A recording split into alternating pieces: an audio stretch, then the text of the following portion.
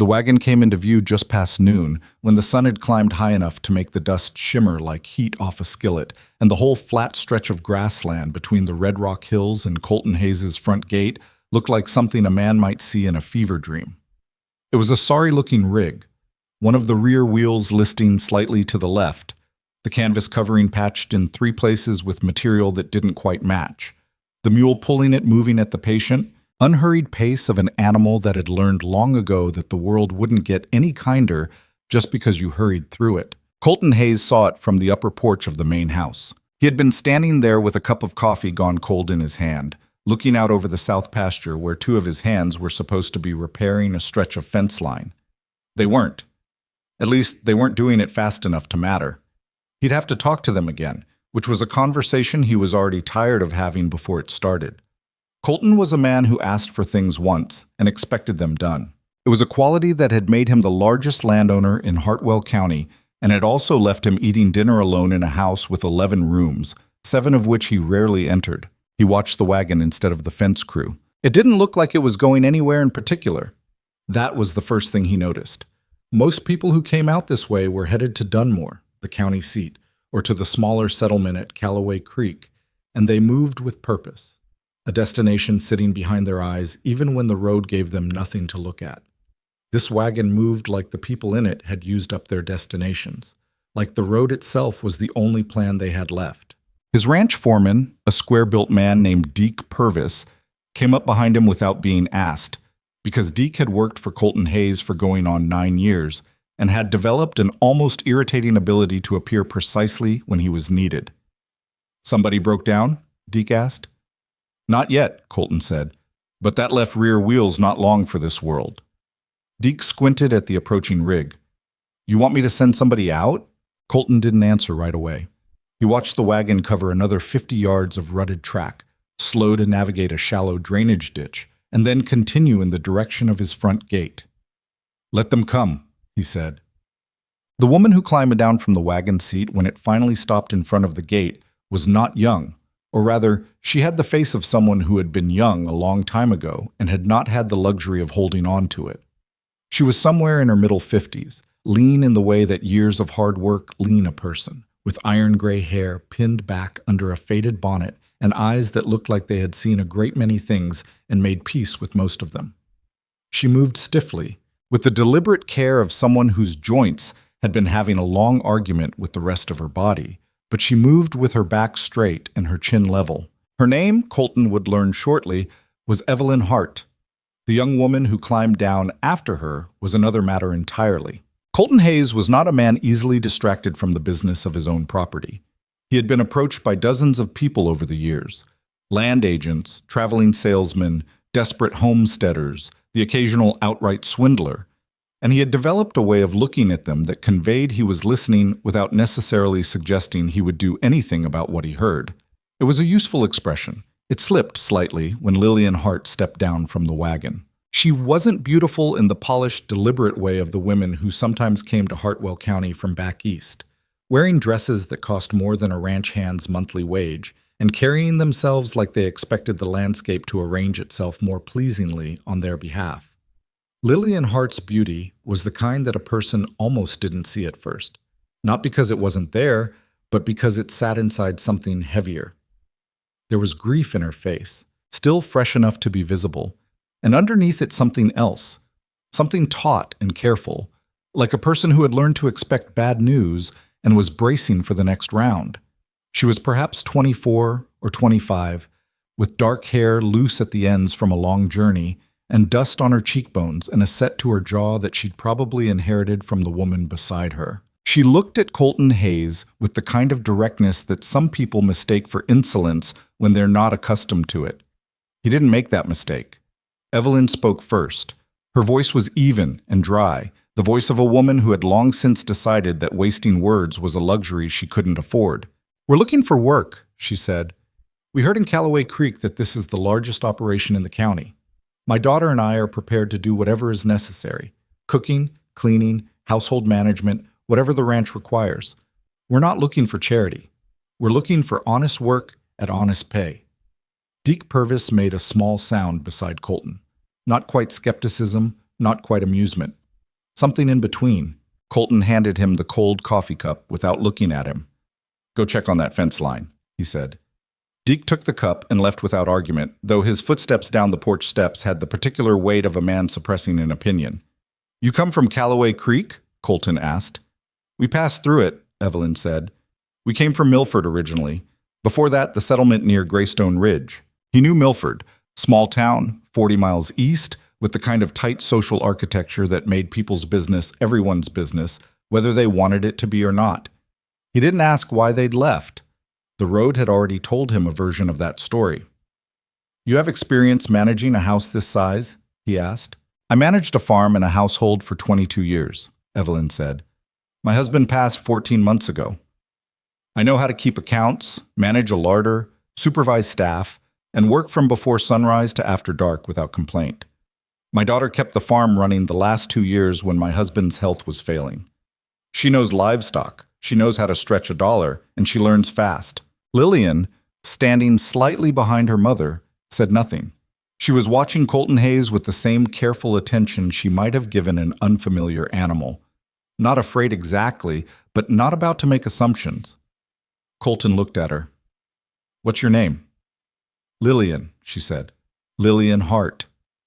You have any objection to your mother speaking for you? She's speaking accurately, Lillian said. I don't have objections to accuracy. It wasn't quite a smile that moved across Colton Hayes' face. It was more like the ghost of one, the faint muscular suggestion that somewhere underneath the leather and iron exterior of a man who had spent 15 years building something out of nothing, there was still a person capable of being caught off guard. Come inside, he said. We'll talk over the arrangements.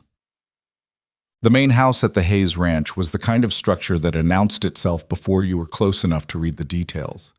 2 full stories of timber and stone, with a wide covered porch running the length of the front, and a stone chimney at either end that could have handled a fire large enough to heat a small town. The windows were genuine glass, not oilskin, which in this part of the territory in 1883 said something specific about the man who owned them. The inside was clean but spare, a woman's touch absent for long enough that the rooms had developed the particular blankness of a space maintained out of habit rather than care. Good furniture, scarce decoration. The kitchen was large and well-equipped and smelled faintly of coffee and dust. Colton Hayes sat them down at the kitchen table and poured 3 cups of coffee without being asked, which Evelyn noted with a slight adjustment of her expression that might have been approval. He told them what the ranch needed.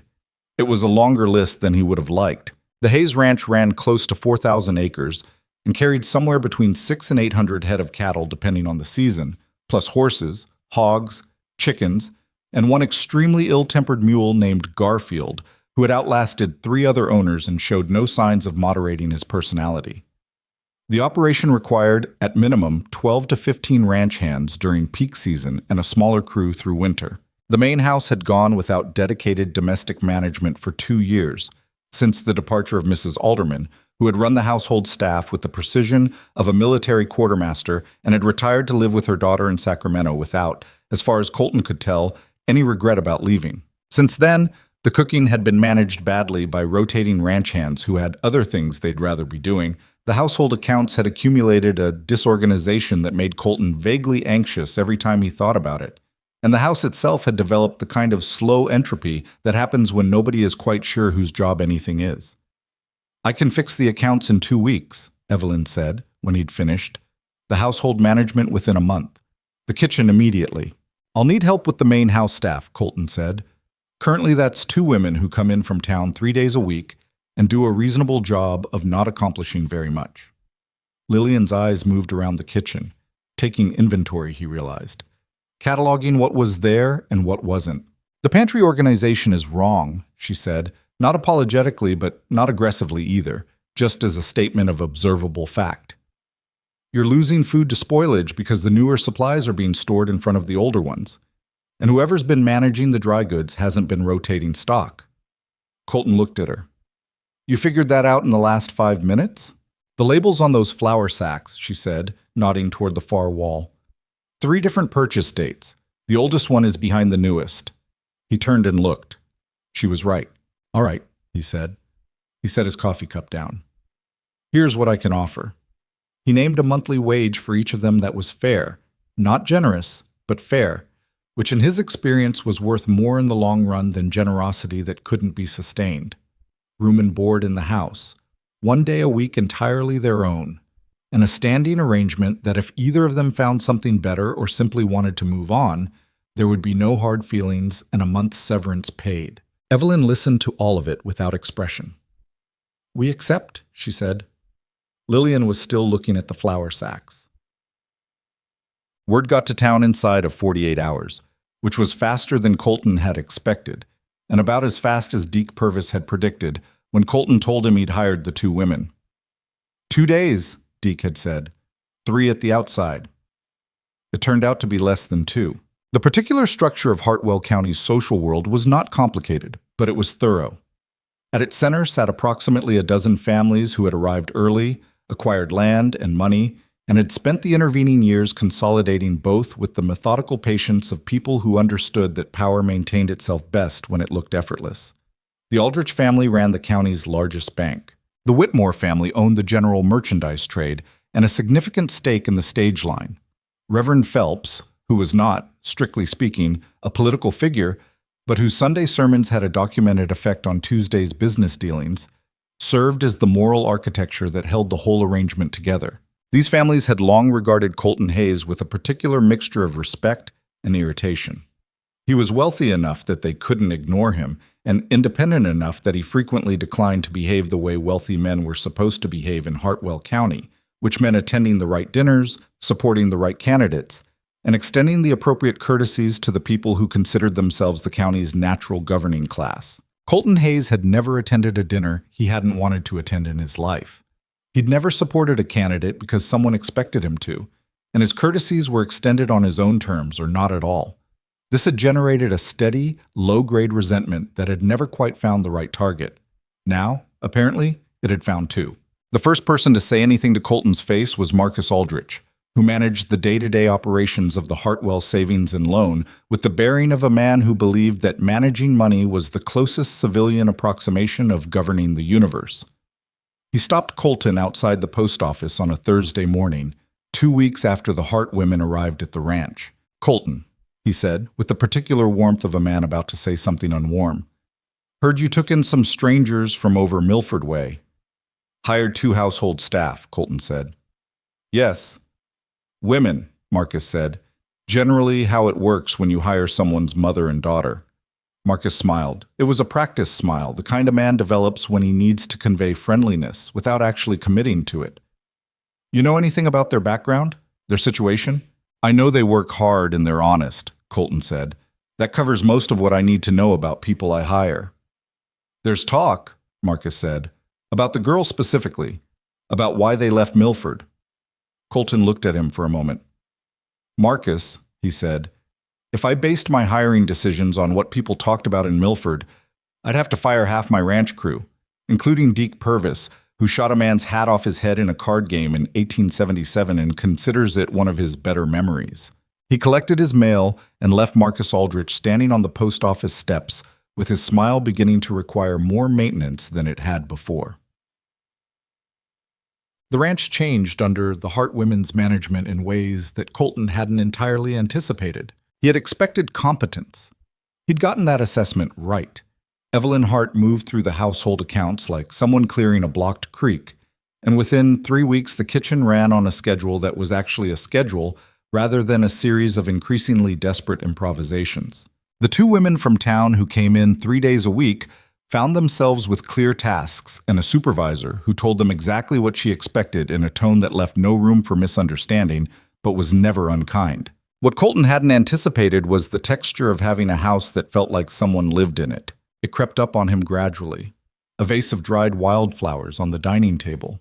The smell of actual cooking instead of reheated approximations. A lamp left burning in the front hallway at the hour he usually came in from the evening rounds. Small enough that he almost didn't notice it, but noticed every night it was there. The kitchen in the morning had a particular quality to it now, warm and purposeful. With Evelyn already at work by the time he came in for coffee, and Lillian usually somewhere close behind, the 2 of them moving around each other with the practiced ease of people who had been doing things together for a long time. He ate dinner at the table instead of standing over the kitchen counter 4 nights out of 7, which was already more than he'd managed in the past 2 years combined. Lillian had opinions. That was the other thing he hadn't entirely anticipated, though he should have, given that first conversation about the flour sacks. She was quiet most of the time, not shy, just economical, but when she saw something that needed saying, she said it without a great deal of ceremony. "You've got a gelding in the north corral that's favoring his left foreleg," she told him one evening when he was crossing from the barn to the house. "Been doing it for 2 days. If it's a stone bruise, you've got some time, but if it's early tendon trouble, you want to know now." He stopped walking. "When did you notice?" "Day before yesterday. I didn't want to say anything until I'd watched it a while longer." "You have experience with horse injuries?" "Some. My father had 3 horses. We couldn't always afford a veterinarian." He went and looked at the horse. She was right. It was the left foreleg, and it was early enough that catching it then saved him what could have been a genuine problem. He sent for the horse doctor the next morning, and the gelding was rested and recovering inside a week. He didn't make a ceremony of thanking her. She didn't seem to expect one, but he started paying attention after that to what she noticed. The campaign against Lillian Hart began in the way that most small-town campaigns of that kind begin. Not with a declaration, but with a series of small, deniable cruelties. First, it was the women of the Hartwell Ladies' Aid Society, who had made it their particular business for years to establish and enforce the county's social standards, declining to include Evelyn Hart in their charitable work roster, which was technically a volunteer position, but practically functioned as a social credential.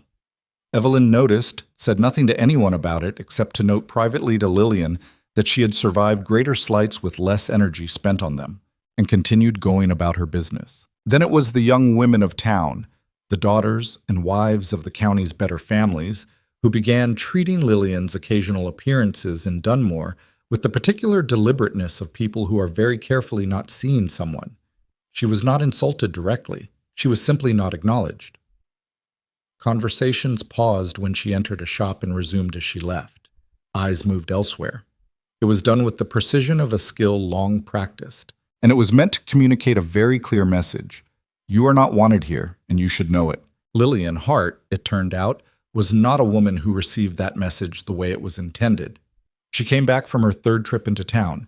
She was the one who generally went for household supplies, since Evelyn's joints made the wagon journey more painful than it was useful, and set the supply boxes on the kitchen table without comment. Colton was there, reviewing paperwork at the far end of the table. He watched her set the boxes down and noticed the particular quality of her silence. "You want to tell me what happened?" he asked. "Nothing happened," she said. "Nothing ever happens. That's rather the point." He waited. She pulled out the tin of coffee beans and set them on the proper shelf, her back to him. Then she said, without turning around, "The woman at the dry goods counter, Mrs. Whitmore, I think, helped 3 customers before me who arrived after I did.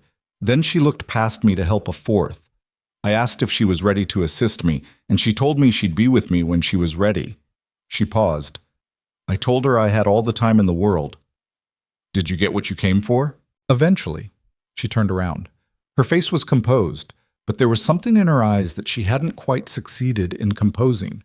Not tears, nothing close to it, more like the particular steady light of someone who is deciding something and isn't finished deciding yet. "It's not the first time, Mr. Hayes. It won't be the last. I know what they're saying about me."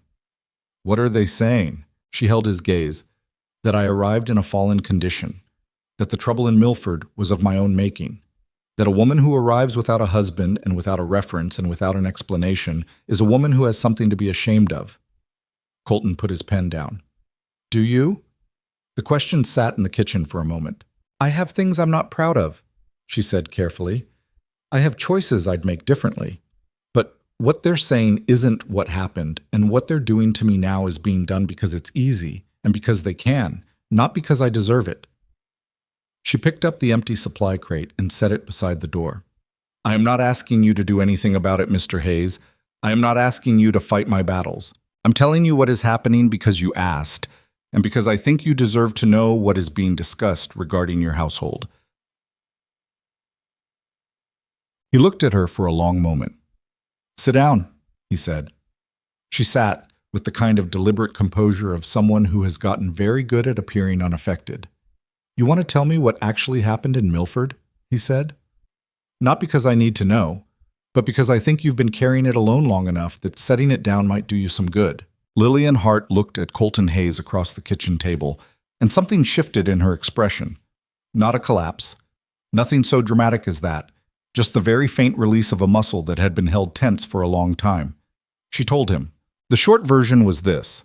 She had been engaged to a man named Thomas Greer, the son of one of Milford's better families, a young man with a pleasant manner and a family name that opened certain doors. The engagement had lasted 8 months. In the 9th month, she had discovered that Thomas Greer's pleasant manner extended rather freely to a number of other women in ways that it shouldn't have, and she had ended the engagement publicly and, in the telling of it later, somewhat loudly. Thomas Greer's family had excellent social connections and a powerful father who believed that the appropriate response to embarrassment was to redirect it. By the time the Greers were finished with the story, the version circulating through Milford had Lillian Hart as the cause rather than the victim of whatever had happened.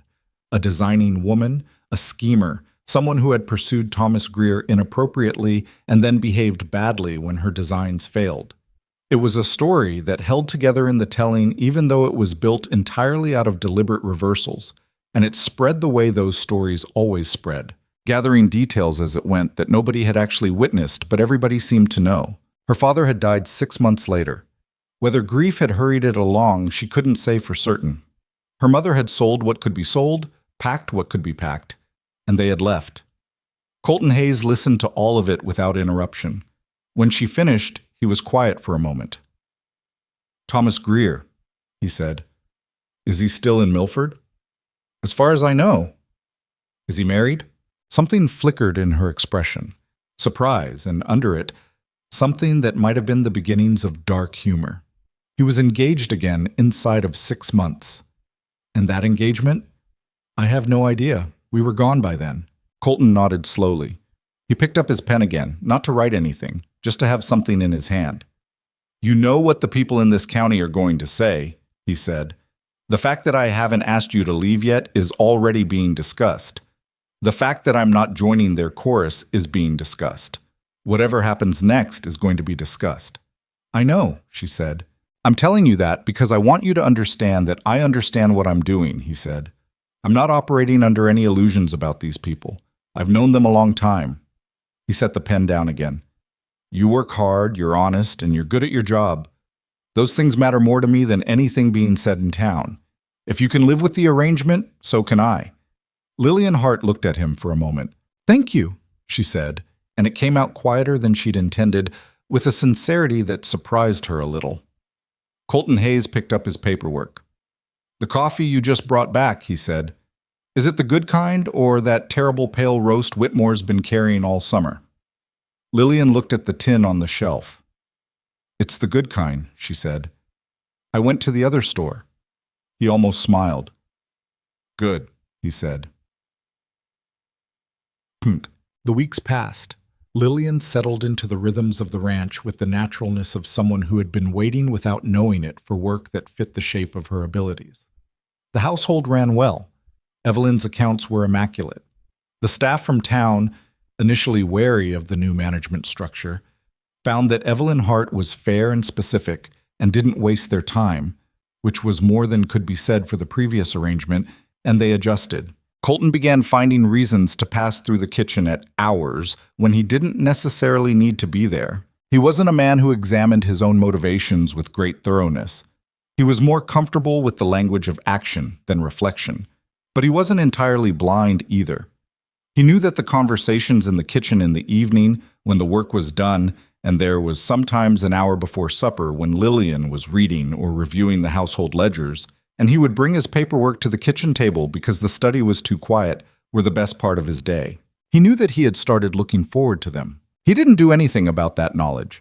He kept it at a manageable distance and focused on the ranch, because the ranch, as it turned out, was developing problems that required his full attention.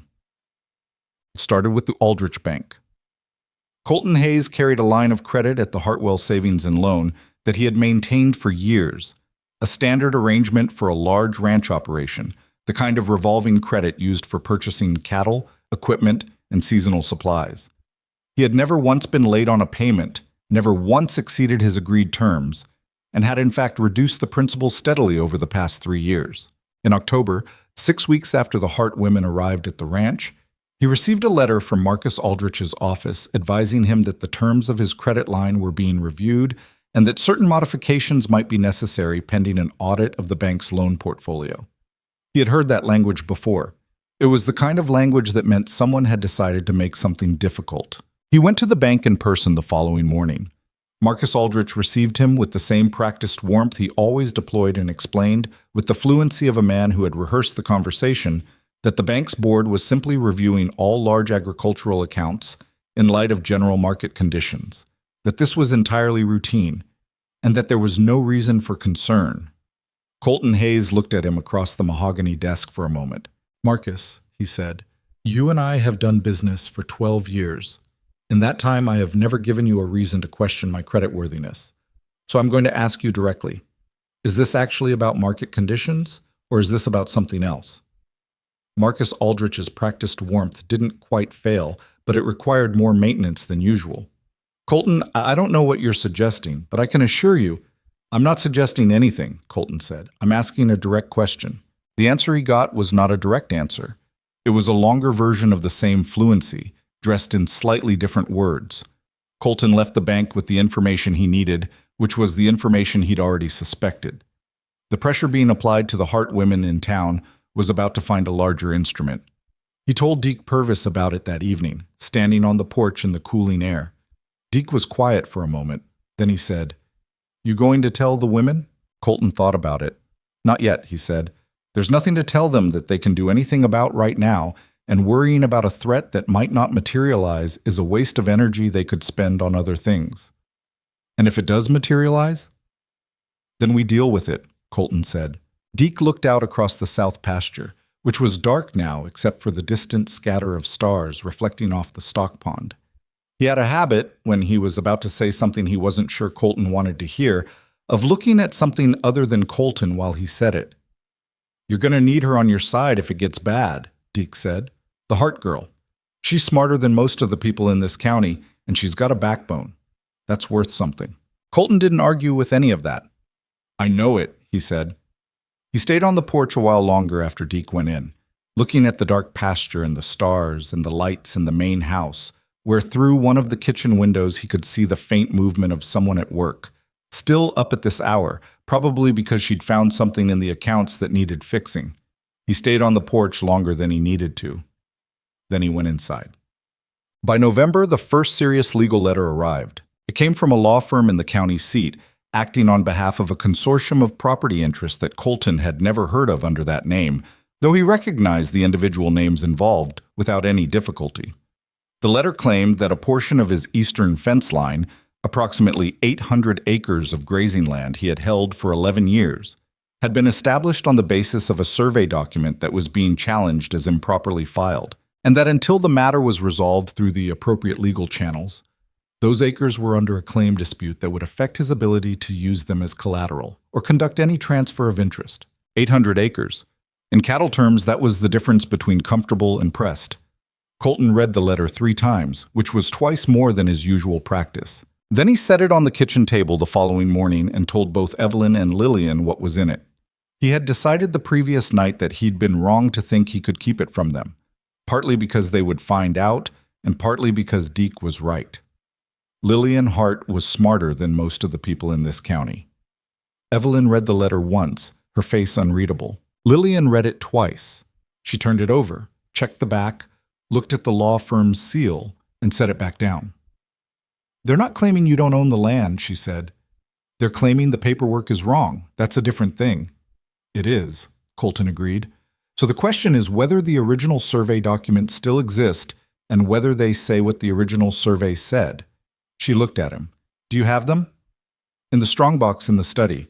I have everything I filed." "Then the first thing you need is a lawyer," she said. "A good one, not a county one. Someone from outside Hartwell County who doesn't owe favors to the Aldrich family." He had already arrived at that conclusion, but hearing her arrive at it in approximately 4 minutes of reading a document she'd never seen before told him something useful. I have someone in mind, he said. Good. She looked back at the letter. They're doing this in November because the contract renewal window on your operating credit runs in January.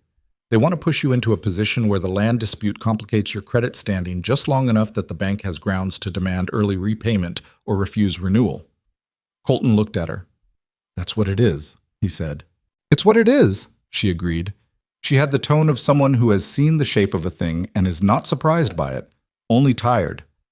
They did something similar to a family in Milford, smaller scale. It worked. What stopped it? She met his eyes. Nothing stopped it. They lost the farm. The kitchen was quiet for a moment. Evelyn folded her hands around her coffee cup. Well, she said, with the dry composure of a woman who has internalized the lesson that trouble is not improved by panicking over it. We'd best not let that be the outcome here. Colton Hayes looked at the two women at his kitchen table. Evelyn Hart with her straight back and her iron practicality. Lillian Hart with the letter still under her hand and something in her face that was not fear and not helplessness, but the hard, clear light of a person who has been forced into corners before and has learned something from the experience. He thought, whatever happens next, I'm glad they're here. He didn't say it. It wasn't something he was prepared to say yet, but he thought it, and he held it in a private place while the November wind moved across the grassland outside, and the lamp on the table put a warm circle of light over the three of them. All right, he said, let's figure out what we're going to do. The lawyer Colton brought in from outside the county was a man named Franklin Cross. Not young, not particularly impressive to look at, with a slight frame and wire-rimmed spectacles, and the kind of quiet, methodical manner that occasionally caused people to underestimate him right up until the moment they realized they shouldn't have. He arrived on a Wednesday in the second week of November, took the study at the Hayes Ranch as a temporary office, and spent the better part of 2 days going through every document Colton had in the strongbox with the thoroughness of a man who didn't believe in shortcuts. Lillian brought him coffee at intervals and, on the second afternoon, sat down across from him and asked him to explain what he was finding. He looked at her over his spectacles with the measuring look of a man deciding whether the question was worth answering. You work for Mr. Hayes? He asked. I manage the household, she said. And the accounts. And you have an interest in the legal situation? Mr. Hayes is willing for me to know what's happening, she said, and I read the letter from the consortium's law firm. If you're going to explain the situation to him, you'll explain it to me as well eventually, so we might as well do it once. Franklin Cross looked at her for another moment. Then something in his expression settled into a different register, less assessing, more collegial, as if he had made a decision about her that she wasn't entirely aware of being evaluated for. The original survey documents are sound, he said. The filing was proper. Whatever they're claiming about procedural irregularity is either a deliberate misreading or an outright fabrication. Which do you think it is? I think someone paid a great deal of money for an opinion that a less expensive lawyer would not have given, he said. The claim has the structure of a legal argument, but the foundation of a political one. It's designed to create delay and uncertainty, not to win in court. So they don't expect to win, Lillian said. They just need the delay. January? He said, nodding, whatever is happening with the credit line. She told him what she knew about the credit arrangement and the renewal window. He listened without interrupting, made 2 notes in the margin of a document, and then looked at her with an expression that was as close to surprised as a man of his controlled temperament was likely to get. You arrived at that analysis yourself? He asked. I read the letter carefully, she said. He was quiet for a moment. Miss Hart, he said, has anyone ever suggested to you that you might have an aptitude for law? She looked at him evenly. Mr. Cross, she said, I grew up in a household where the most capable person was usually the last one asked for her opinion. I learned to read everything very carefully. He nodded, slowly, as if she had confirmed something. Well, he said, let me tell you what I'm going to do. What Franklin Cross did over the following 3 weeks was file a counter-response to the consortium's claim that was so thorough and so specifically devastating in its documentation that the law firm representing the other side went quiet for a period that Cross described, without evident satisfaction but with precision, as longer than they expected to go quiet. It wasn't a victory. It was a pause.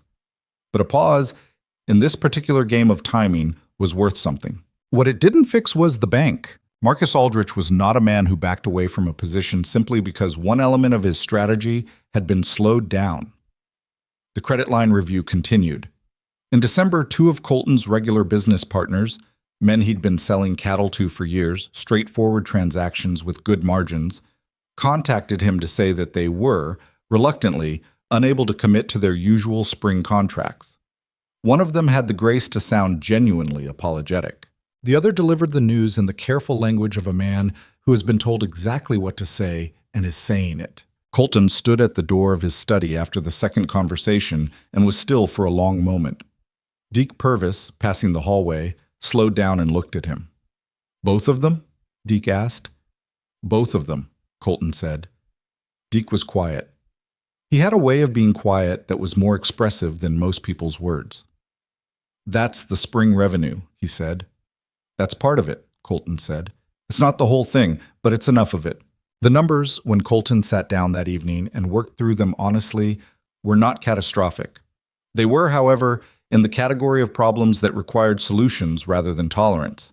The credit line, if modified unfavorably in January, combined with the lost spring contracts and the legal costs of the survey dispute, added up to a deficit that was manageable if things went well and genuinely dangerous if they didn't. He didn't tell Lillian about the contract cancellations that night.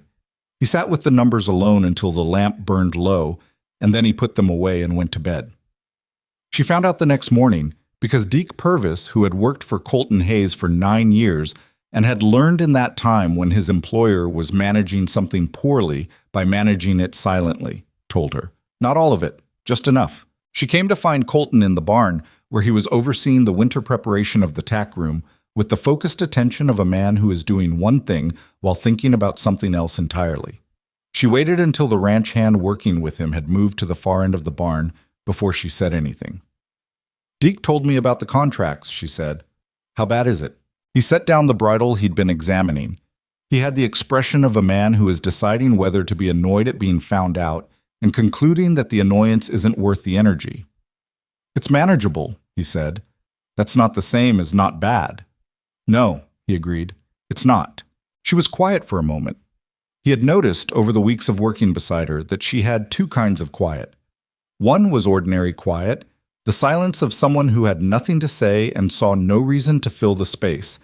The other was the quiet of someone whose mind was going very fast in a direction she wasn't ready to speak yet.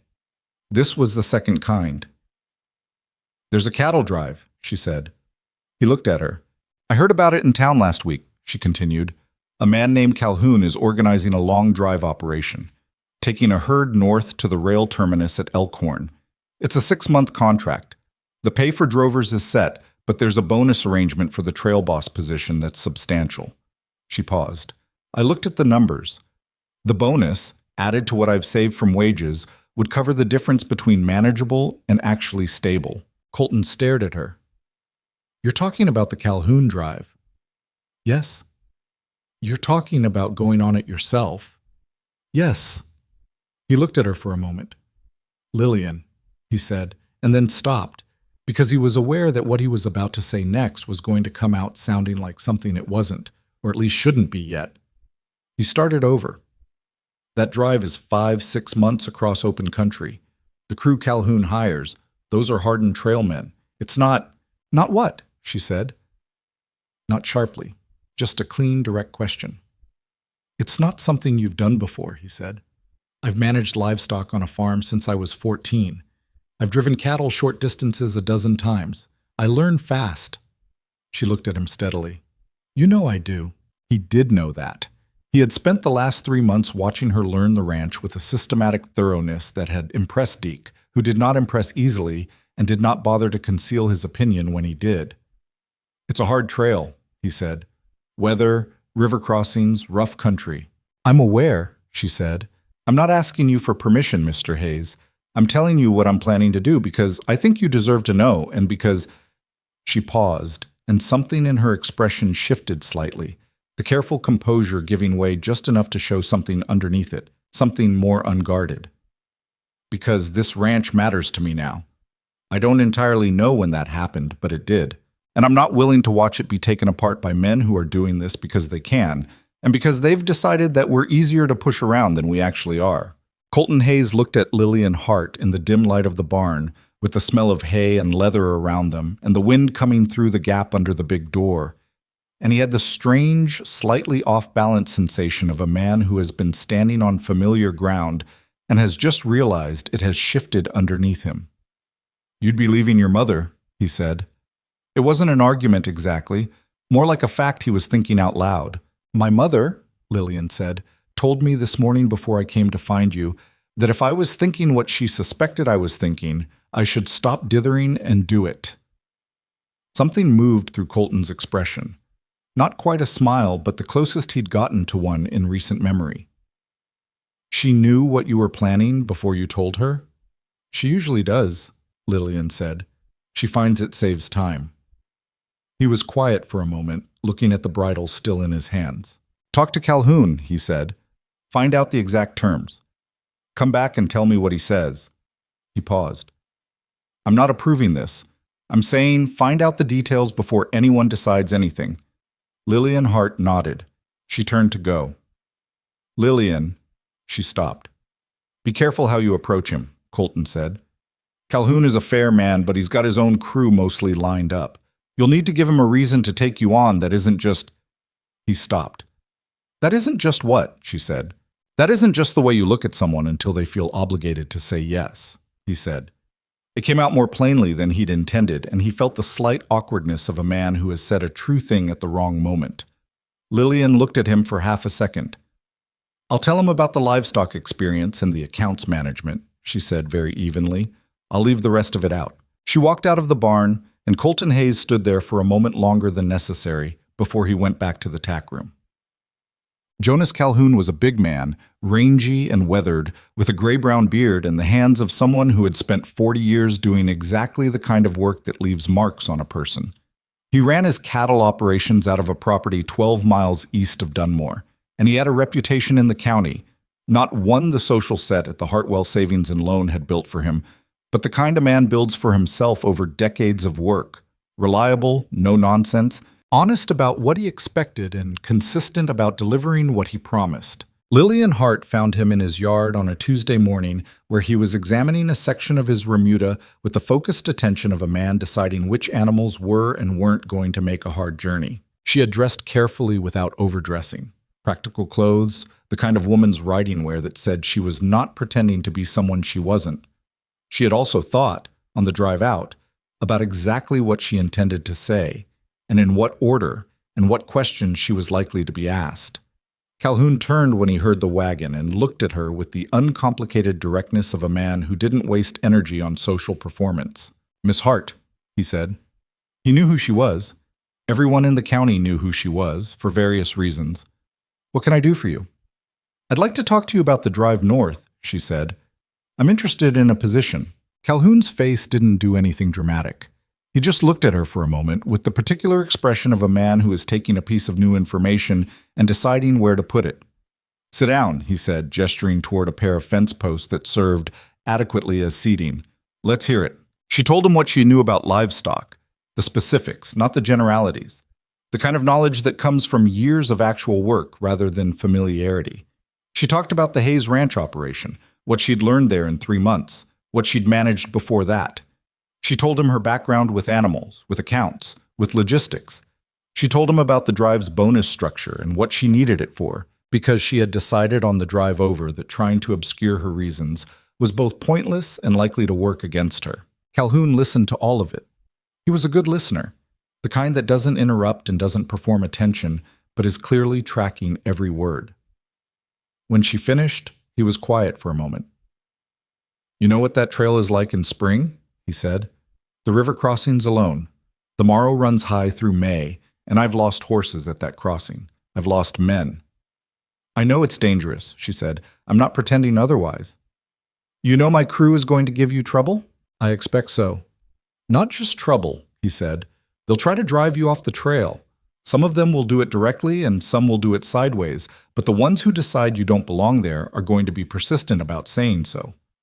"I understand that," Lillian said. I've been receiving that message from people in this county since I arrived. It hasn't worked yet. Calhoun looked at her for a long moment. Something in his expression, not softening exactly, but a certain hardness relaxing into consideration. You can't be trail boss, he said. That position is filled, and it wouldn't be appropriate to bump my man out of it for a first-timer regardless of the circumstances. I can offer you a drover position at standard wages. The bonus structure I've discussed publicly applies only to the trail boss and the lead wrangler. Lillian absorbed that. The numbers shifted in her head. She'd been running them since she first heard about the drive. Standard drover wages over 5 or 6 months, plus what she had saved, would fall short of what she'd calculated. Not drastically, but short.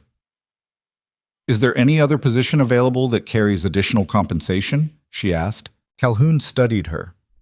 What do you know about camp management? Supplies, provision logistics, managing feed and water rotation across a moving herd?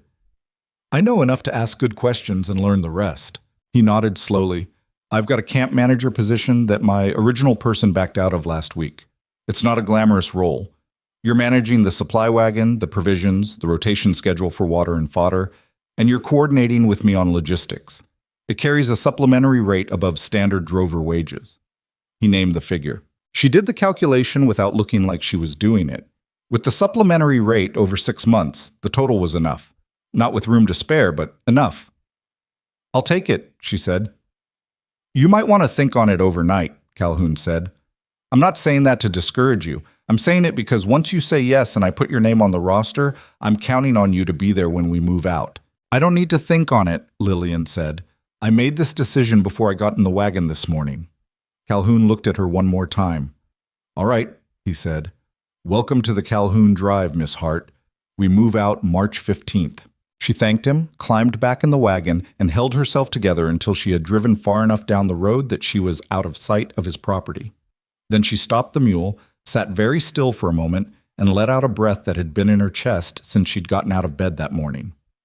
6 months. She started the mule moving again and pointed the wagon back toward the Hayes Ranch mess. Colton's reaction when she told him that evening was not precisely what she had anticipated. He was quiet for a long time, longer than usual, and she watched him process the information with the same controlled stillness he brought to everything that mattered to him. Camp manager, he said. Yes. Not trail boss. No, he had that position filled. He nodded. He looked at the table. He looked at his coffee. The wages cover what we need? Enough, she said. If nothing else changes between now and the time I get back. A lot can change in 6 months, he said. I know. Another silence. She waited it out. March 15th, he said. Yes. He looked at her then, a direct level look that carried more in it than his usual careful expressions. She held it without looking away. I want you to understand something, he said. His voice was measured, but something underneath it was less so. This isn't... He stopped, started again. I am not comfortable with this arrangement, Lillian. I want to say that clearly. Not because I doubt what you're capable of, but because what's happening to this ranch is not your problem to solve at this cost. And the idea that you would... It is my problem, she said quietly. I've decided it is. That's not something you can take back from me. He looked at her for another moment. No, he said, finally. I suppose it isn't. The kitchen was quiet. Outside, the winter wind moved across the grassland with the particular restless energy of a season that had committed to nothing yet. 6 months? He said again, to no one in particular. I'll be back before winter, she said. He nodded.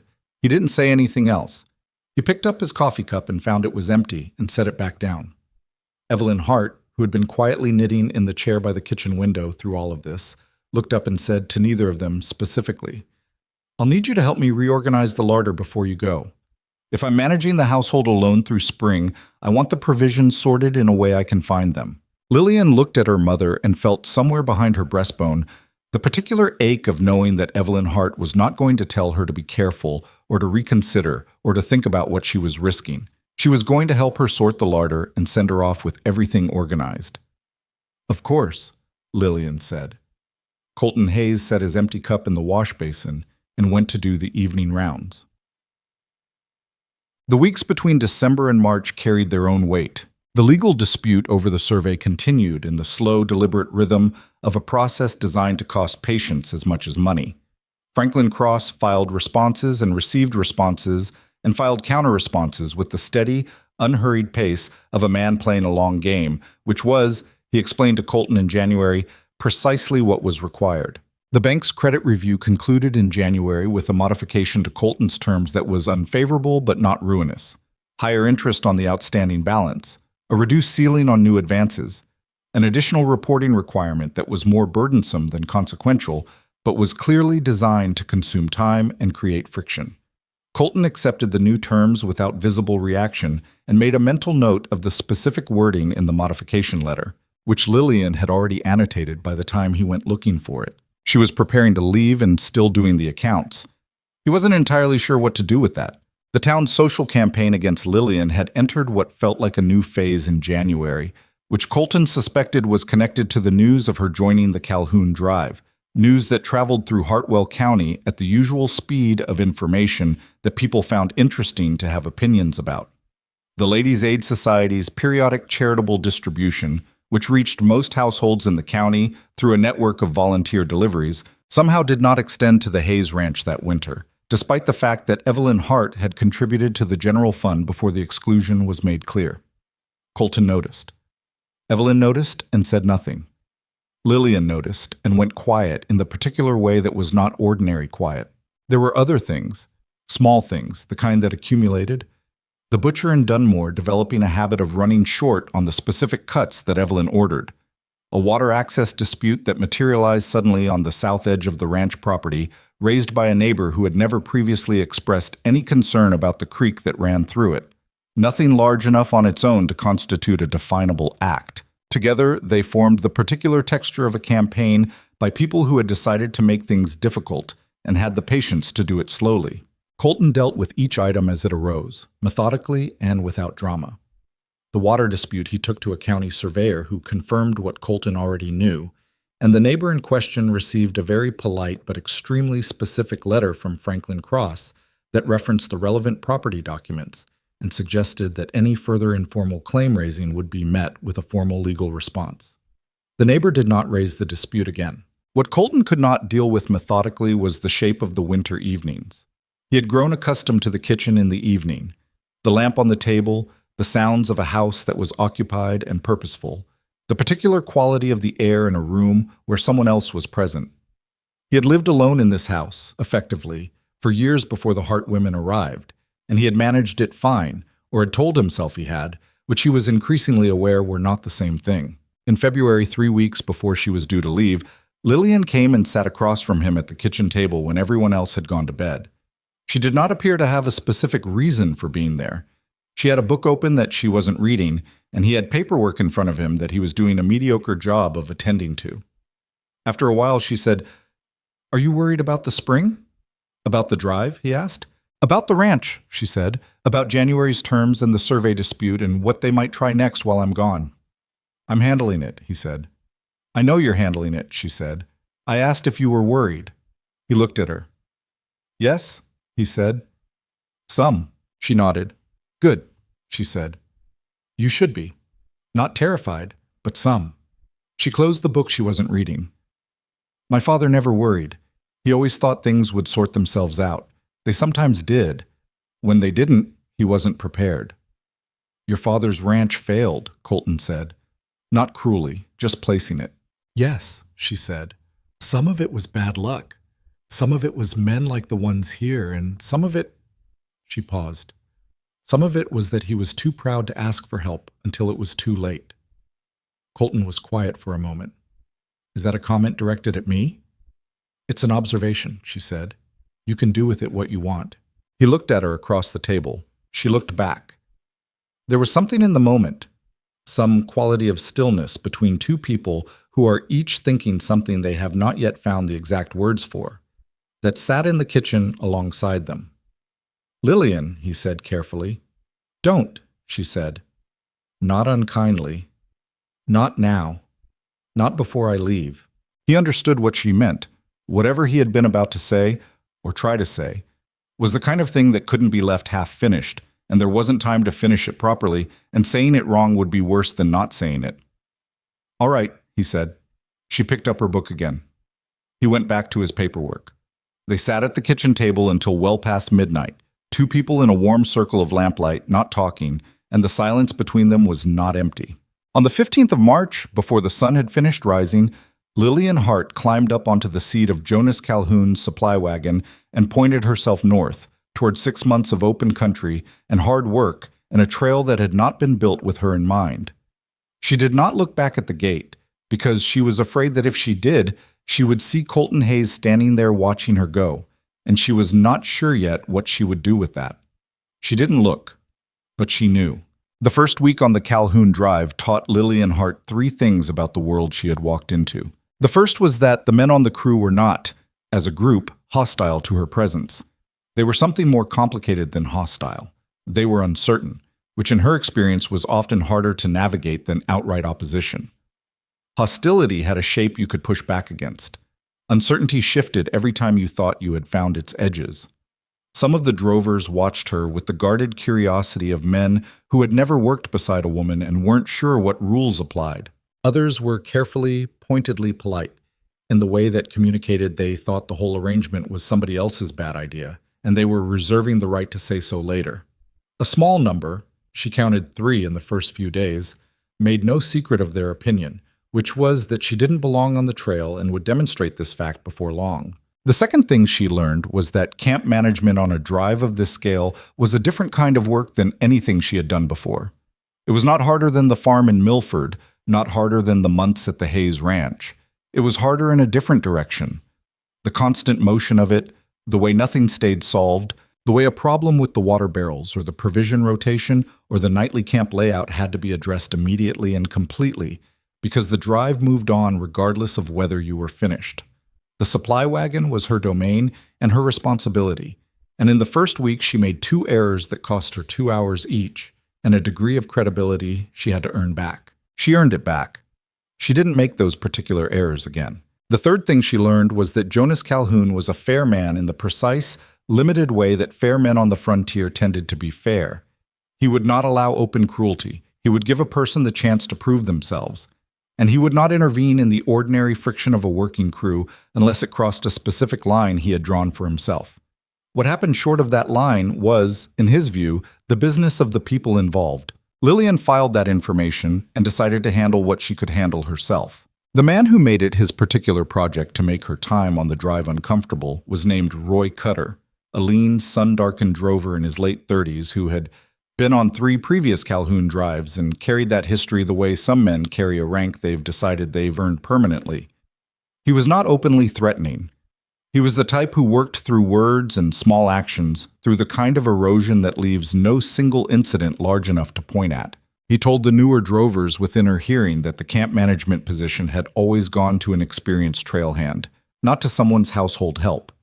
He referred to her, consistently, and with a pleasantness that made it worse, as Miss Household.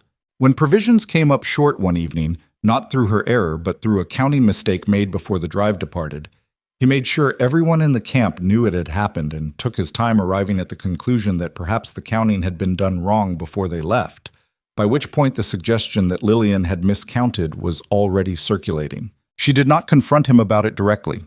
Not yet. She understood the particular calculation involved. Confronting him too early, before she had established enough of a track record to make the confrontation land right, would make her look defensive rather than right. She waited. She did her work. She kept the provisions straight and the camp organized and the water rotation running with a consistency that, by the 3rd week, even the skeptical drovers were using without comment, which meant they had stopped noticing it, which meant it had become something they simply depended on. On the 23rd day of the drive, a provision discrepancy appeared in the morning count. A full barrel of salt pork showing a shortage that hadn't been there the previous evening. Lillian found it before breakfast and sat with it for half an hour before she went to find Jonas Calhoun. "Someone's been into the stores," she told him. She kept her voice level. "This isn't spoilage, and it's not a counting error. The seal on the barrel was reset, and it wasn't set back the same way I seal them." Calhoun looked at the barrel. He looked at her. "You sure?" I've been sealing barrels the same way since I was 16, she said. Yes? He was quiet for a moment. You have a thought about who? She did. She kept that thought off her face. I think someone was hungry and made a bad decision, she said. If we address it generally and make clear that it can't happen again, that might be enough. Calhoun looked at her for a moment, the same measuring look he'd given her in his yard when she'd first asked for the position. You're not asking me to find out who. If you want to find out who, I can tell you what I observed last night in terms of who was where, she said carefully. But if the goal is that it doesn't happen again and the crew stays functional, a direct accusation might cost us more than we gain. He nodded slowly. All right, he said, we'll do it your way. He addressed the crew that morning in the specific, quiet, non-theatrical tone of a man who had managed people for a long time and knew that the way you delivered a message determined whether it was received as authority or as provocation. He explained that the supply stores were managed precisely, that any discrepancy was detectable, and that a person who needed additional rations had only to come to the camp manager and the matter would be handled as a matter of logistics rather than discipline. Roy Cutter sat through this with his arms crossed and his face arranged in an expression of bored compliance. That evening, without having been directly called out, and without, therefore, having the option of making himself into a wronged party, he was visibly quieter than usual. It wasn't a defeat. It wasn't even particularly satisfying. But Lillian Hart noted the small shift in the balance of the camp and went back to work. The Morrow River crossing happened in late April, when the spring runoff had done exactly what Jonas Calhoun had warned her it would do. Turned a manageable crossing into something that required planning, nerve, and the particular willingness of people and animals to commit to a bad situation and get through it rather than stand on the bank deciding. The water was cold enough to be a physical fact in the body, running fast and brown with silt, carrying debris from the country upstream. The herd went first, 400 head of cattle persuaded across by drovers on horseback, who worked the water with the practiced, slightly reckless confidence of men who had done this before and been lucky and intended to be lucky again. Most of the herd crossed without catastrophe. 15 head panicked at mid-crossing and had to be turned back by 2 drovers who spent 20 minutes in water up to their horses' shoulders and came out the other side looking like they'd been through a washing machine designed specifically to be unkind. The supply wagon was last. Jonas Calhoun offered to take the reins across himself. Lillian declined. It's my wagon, she said. I'll take it. Calhoun didn't argue. He stationed 2 of his best horsemen on either side of the wagon to guide it through the current, and Lillian drove the mule team into the river with the specific kind of focused calm that is not the absence of fear, but the presence of something stronger than it. The crossing took 11 minutes. The wagon listed at the deepest point until the right rear wheel lost contact with the riverbed entirely, and the current pushed the whole rig sideways, and for approximately 4 seconds, the outcome was genuinely uncertain. The 2 horsemen held the lines, the mule team churned forward, and the wheel found the bottom again on a slope that brought them up and out of the worst of it. She got the wagon across. She lost 3 supply crates that had not been secured well enough. Her own error, she acknowledged it immediately, logged it in the provision ledger before they made camp that night, and adjusted the inventory accordingly. What she didn't lose was the wagon, the mule team, the majority of the stores, or the composure she needed for the rest of the day. Roy Cutter, who had watched the crossing from the eastern bank and had made a comment to the man beside him before it began that she would need to be pulled out by somebody competent, said nothing after it was done. Not to her, anyway. By the time the drive reached the Flat Rock Plateau in early May, Lillian had developed a reputation among the crew that was not affection. She had not earned affection and hadn't tried to, recognizing early that what she needed was respect, which was different and slower and more durable. But something in that neighborhood, the men she worked with directly had, in the way of working people everywhere, simply absorbed her into the functional reality of how the drive operated. She knew what she was doing. The camp ran well. When there were problems, she solved them. That was the language of the trail, and it had its own logic that existed separately from whatever opinions people had brought with them from Hartwell County. Roy Cutter did not come fully around. She didn't expect him to, but he stopped finding reasons to speak about her to the crew, which was as much as she had thought likely and was sufficient. There was a drover named Pete Sackett, young, perhaps 20, from somewhere south of the county, who had been watching her work since the first week with the expression of someone trying to figure something out. In the fifth week, when they were making camp on the high plateau, in a wind that came down off the ridgeline with genuine intent, he appeared at the supply wagon without being sent for and started helping her secure the canvas covers without being asked. She looked at him.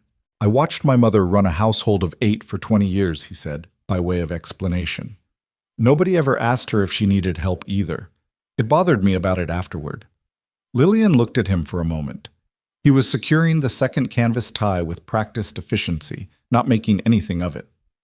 "Thank you," she said. After that, he occasionally worked near the supply wagon in the evenings, not always helping, but present in the way that a person can be present who has decided that another person's situation warrants the small, unceremonious act of not leaving them alone in it. It was not much. It was also not nothing. What was happening at the Hayes Ranch while Lillian drove cattle north was something that Colton Hayes would later describe to people, on the few occasions when he described it at all, as the hardest stretch of years he could remember. And he had years behind him that had not been easy. The legal dispute over the survey documents had moved into a phase that Franklin Cross called cautiously optimistic and Colton called expensive and slow, which were both accurate descriptions. The bank terms were unfavorable enough that he had tightened operations in ways that meant cutting 2 seasonal positions he would rather have kept. And Deke Purvis had absorbed the additional supervisory responsibilities without complaint, but with the particular tightness in his face of a man running harder than he wanted to indefinitely. What none of them had planned for was the fire. It came in late May, when a stretch of dry weather had turned the grassland to the east of the ranch into something that needed only a reason to go. The reason arrived on a Wednesday afternoon in the form of a lightning strike on a ridge 4 miles from the eastern fence. And by the time anyone on the ranch could see the smoke clearly, it was already moving with the wind in the direction of the south pasture. Colton was in the barn when Deke came running from the upper field at a pace that communicated the nature of the problem before he said a word. "Eastern Ridge," Deke said. "It's moving fast." Colton came out and looked, and the horizon to the east was already the particular orange-gray color of a fire that is committed to its direction. What happened in the next several hours was not a story Colton told often, and when he did, he left out most of the parts that mattered, which was his habit with things that had cost him something. The ranch hands worked the fire breaks, cutting line, digging where they could, burning back controlled sections of grass to remove the fuel ahead of the main fire, with the organized desperation of people who understood exactly what they were working to save. Colton was on the line himself, because there was no version of him that would stand back while other people protected his land, and Deke was beside him because that was where Deke always was when something hard was happening. 3 neighbors came. That was the number that had come, of the dozens of ranch properties within a reasonable distance. 3. 2 of them were small operations, the Hensley brothers, who ran a modest cattle spread to the north, and a widow named Clara Baines who ran sheep on 200 acres to the south, and who arrived with 2 hired hands and a water wagon that was not large but was something. The third was a man named August Pryor, who had a reputation in the county for being the sort of person who showed up when things were bad, regardless of the social politics involved, and who arrived with 4 men and a team of draft horses and the particular settled competence of someone who has been through fires before. The fire took 40 acres of the south pasture before they got the lines to hold. 40 acres of grass that would need a season to recover. No structures. No animals lost. The fence line along the eastern edge would need full replacement, which was a cost Colton had not budgeted for. When it was over and the smoke had settled into a lower, safer kind of haze, Colton stood at the edge of the burned ground and looked at what remained. The grass was black and the air smelled like something that had been and wasn't anymore, and the fence stakes were charred sticks in the ground. August. Pryor came and stood beside him. He was a big, quiet man with gray at his temples, and the steadiness of someone who has long since made peace with the fact that the frontier was going to do what it was going to do. "Could have been worse," Pryor said. "Could have been," Colton agreed. "You notice who didn't come?" "I noticed," Colton said. "The Whitmore boy was in town this morning," Pryor said. "He knew about the fire by noon. I saw him at the feed store after I'd already turned for your place." He said it without emphasis, simply placing the information where Colton could see it. Colton looked at the burned ground. "I appreciate you coming," he said. "I know it," Pryor said. "That's not why I did it." He looked at Colton sideways. The Hart women, the widow, and her daughter. What about them? Clara Bain speaks well of the mother, says she's a straight dealer. Pryor was quiet for a moment. The daughter's on the Calhoun Drive. Yes, good drive. Hard one this year with the spring runoff. He looked back at the burned field. She'll make it, I'd wager. Women who've had a hard time of it and kept going generally do. Colton said nothing to that.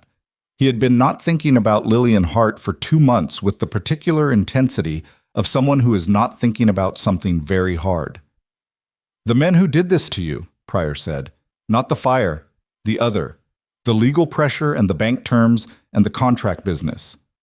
Aldrich. The Whitmore family. The consortium behind the survey claim. Pryor nodded. They're not going to stop, he said. Not unless something makes stopping seem more attractive than continuing. I know. So what's your plan for making that happen? Colton looked at the black ground where his grass had been. He had plans in various stages of development, legal, financial, operational, that he had been building with Franklin Cross and with his own careful thinking through the months since January. He wasn't ready to talk about most of it yet. I'm working on it, he said. Pryor nodded. He didn't push. He went back to his men, and they packed up their equipment and drove back the way they'd come. And Colton Hayes stood at the edge of the burned field until the sun went low enough that the light turned orange, and the air smelled less of smoke and more of just the evening. He went back to the house. Evelyn Hart had food ready on the stove. She had been managing the household alone since March with the same methodical competence she brought to everything, and the fire had not caused her to alter either her schedule or her composure, which Colton had noted with something that felt close to gratitude. She set a plate in front of him without comment and poured coffee and sat down across the table with her own cup. How bad? She asked. 40 acres, he said. Fence line on the east side, nothing else. She nodded. She looked at her coffee. 3 neighbors came, she said. It wasn't a question. Yes. 3 out of how many properties that could have reached you in time? Call it 15 that could have made it if they'd moved when they saw the smoke. Evelyn was quiet for a moment. She had the specific stillness of a woman who is very angry and has decided that anger is not the most useful tool available to her right now. Lillian will be back in September, she said, if the drive runs to schedule. That's what Calhoun said when he came through in the spring, Colton agreed. Evelyn looked at him directly. She had the eyes of a woman who had seen her daughter find her footing in a world that had tried to knock it out from under her, and who had watched Colton Hayes with the patient attention of a mother deciding whether a man was worthy of the attention he was receiving. When she gets back, Evelyn said, whatever it is you're not saying to her, you should say it. Colton looked at her. I don't know what you're... Yes, you do, Evelyn said pleasantly. She picked up her coffee cup. He did not pursue the conversation. August arrived, and then the first weeks of September, and the drive came home. They rode into the county on a Thursday, the herd delivered and the accounts settled, and the crew beginning to scatter to wherever drovers scattered to in the fall. Lillian Hart arrived at the Hayes Ranch on a Thursday afternoon, driving a borrowed horse at a pace that suggested she had covered the last miles faster than she needed to, pulled up in front of the main house, and dismounted with the particular fluency of someone who has spent 6 months on horseback and has made a kind of peace with it. She looked different. Not dramatically. She was not a different person, and she was not performing the transformation of someone who wanted to be seen as changed, but she was leaner and darker from the sun, and she moved with a quality that hadn't been there before. A certainty in her own body, a lack of hesitation. The way she tied the horse at the post and turned toward the house had the ease of someone who had arrived at a knowledge of her own capability through experience rather than assertion. Deke Purvis, who was crossing the yard when she rode in, stopped and looked at her. Miss Hart, he said. Mr. Purvis, she said. He looked at her for a moment with the expression of a man reassessing something he thought he already knew. You look like you went somewhere. I did, she said. Worth it? She considered that for a half-second longer than a simple yes would have required. Yes, she said. Colton Hayes came out of the house. She did not know whether someone had told him she was there or whether he had simply heard the horse, and stopped on the porch. He looked at her from the porch the way he had the first day the wagon rolled up to his gate, except that everything was different now, and they both knew it. She walked up the steps. He looked at her for a moment. "You're back," he said, which was not the thing he meant to say, and not by any measurement, the most articulate greeting ever delivered on a front porch. He knew it when he said it. "I'm back," she said. Something moved in his face, something he was not particularly succeeding at keeping still. "Are you all right?" he asked. "I'm tired," she said. "I'm very tired. I'm also fine." She looked at him. "How bad was the fire?" 40 acres, fence line on the east. He paused. "We rebuilt the fence." "And the legal matter?" "Franklin is making progress." He paused again. "There's more to tell you, a great deal more, but it can wait until you've had a meal and slept." "It can wait," she agreed. She didn't move to go inside yet. She stood on the porch with the afternoon sun at her back and looked at the ranch, the main house, the barn, the pastures, the distant line of the rebuilt eastern fence. And something in her face was the expression of a person arriving at a place they did not expect to have come to love, and finding that it is still there. "The larder," she said. "Tell me your mother sorted it properly while I was gone." "She did," Colton said. "She left you a note about the flower organization." Lillian looked at him. "She left me a note?" 2 pages, he said. She felt strongly about it. Something broke in Lillian's face. Not collapse, not tears, just the specific loosening of 6 months of held composure. The breath of someone who has been braced against something for a very long time and has just been given permission to set it down. She made a sound that was somewhere between a laugh and something less steady, and it lasted only a moment, and then she had herself back. 2 pages, she said. She used both sides, Colton said. Lillian Hart stood on the porch of the Hayes Ranch in the September light, with 6 months of trail dust still on her and every dollar she had earned sitting in a bank envelope inside her coat. And she looked at Colton Hayes and he looked at her, and between them sat every unsaid thing that had been accumulating since a worn wagon rolled up to his front gate on a summer afternoon, and a young woman had looked at a row of flour sacks and told him, without apology, that he had them in the wrong order. "I should go in," she said. "Yes," he said. Neither of them moved for another moment. Then Lillian Hart opened the door of the house and went inside, and the screen door closed behind her, and Colton Hayes stood on the porch in the September air for a while before he followed her.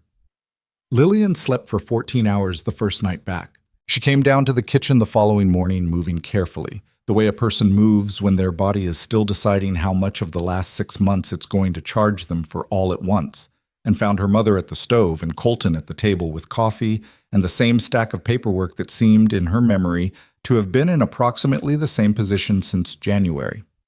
Some things on the trail changed a person. Some things at home stayed exactly where you left them. And there was a particular comfort in that, even when the paperwork represented problems. Evelyn set a plate in front of her without ceremony. "You lost weight," her mother said. "Trail food," Lillian said. "I noticed you read my note about the larder." "Both pages," Lillian said, "including the diagram."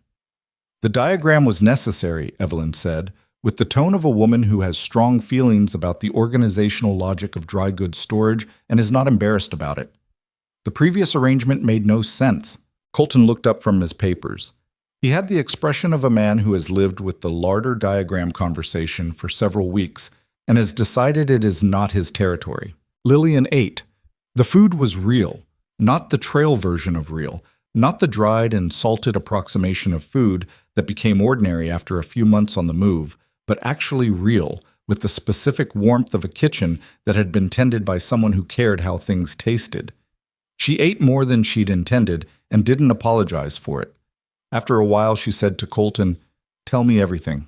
He told her, all of it, in the direct, organized way he had of laying out information. Facts first, implications second, his own assessment third. The fire and its aftermath. The 3 neighbors who came and the 12 who didn't. August Pryor's comment about the Whitmore boy seeing the smoke and not moving. The progress on the survey dispute, which Franklin Cross had described in September as approaching resolution, meaning the consortium's legal strategy was showing the strain of a fabricated argument that had been pushed further than it could reasonably go. The bank terms and where they currently stood. The January deadline, still the same January deadline, now less than 4 months away, and the arithmetic of what remained to be settled before it arrived. He set the drive wages and supplementary pay on the table between them. She had handed him the envelope the previous evening without drama. "Here," she'd said, "this is what I came back with." And he had taken it with an expression that she had not been able to read entirely, but which had something in it she hadn't seen on his face before. "With what you brought back," he said, "and with the operational savings from the summer, we're close. Not there. Close."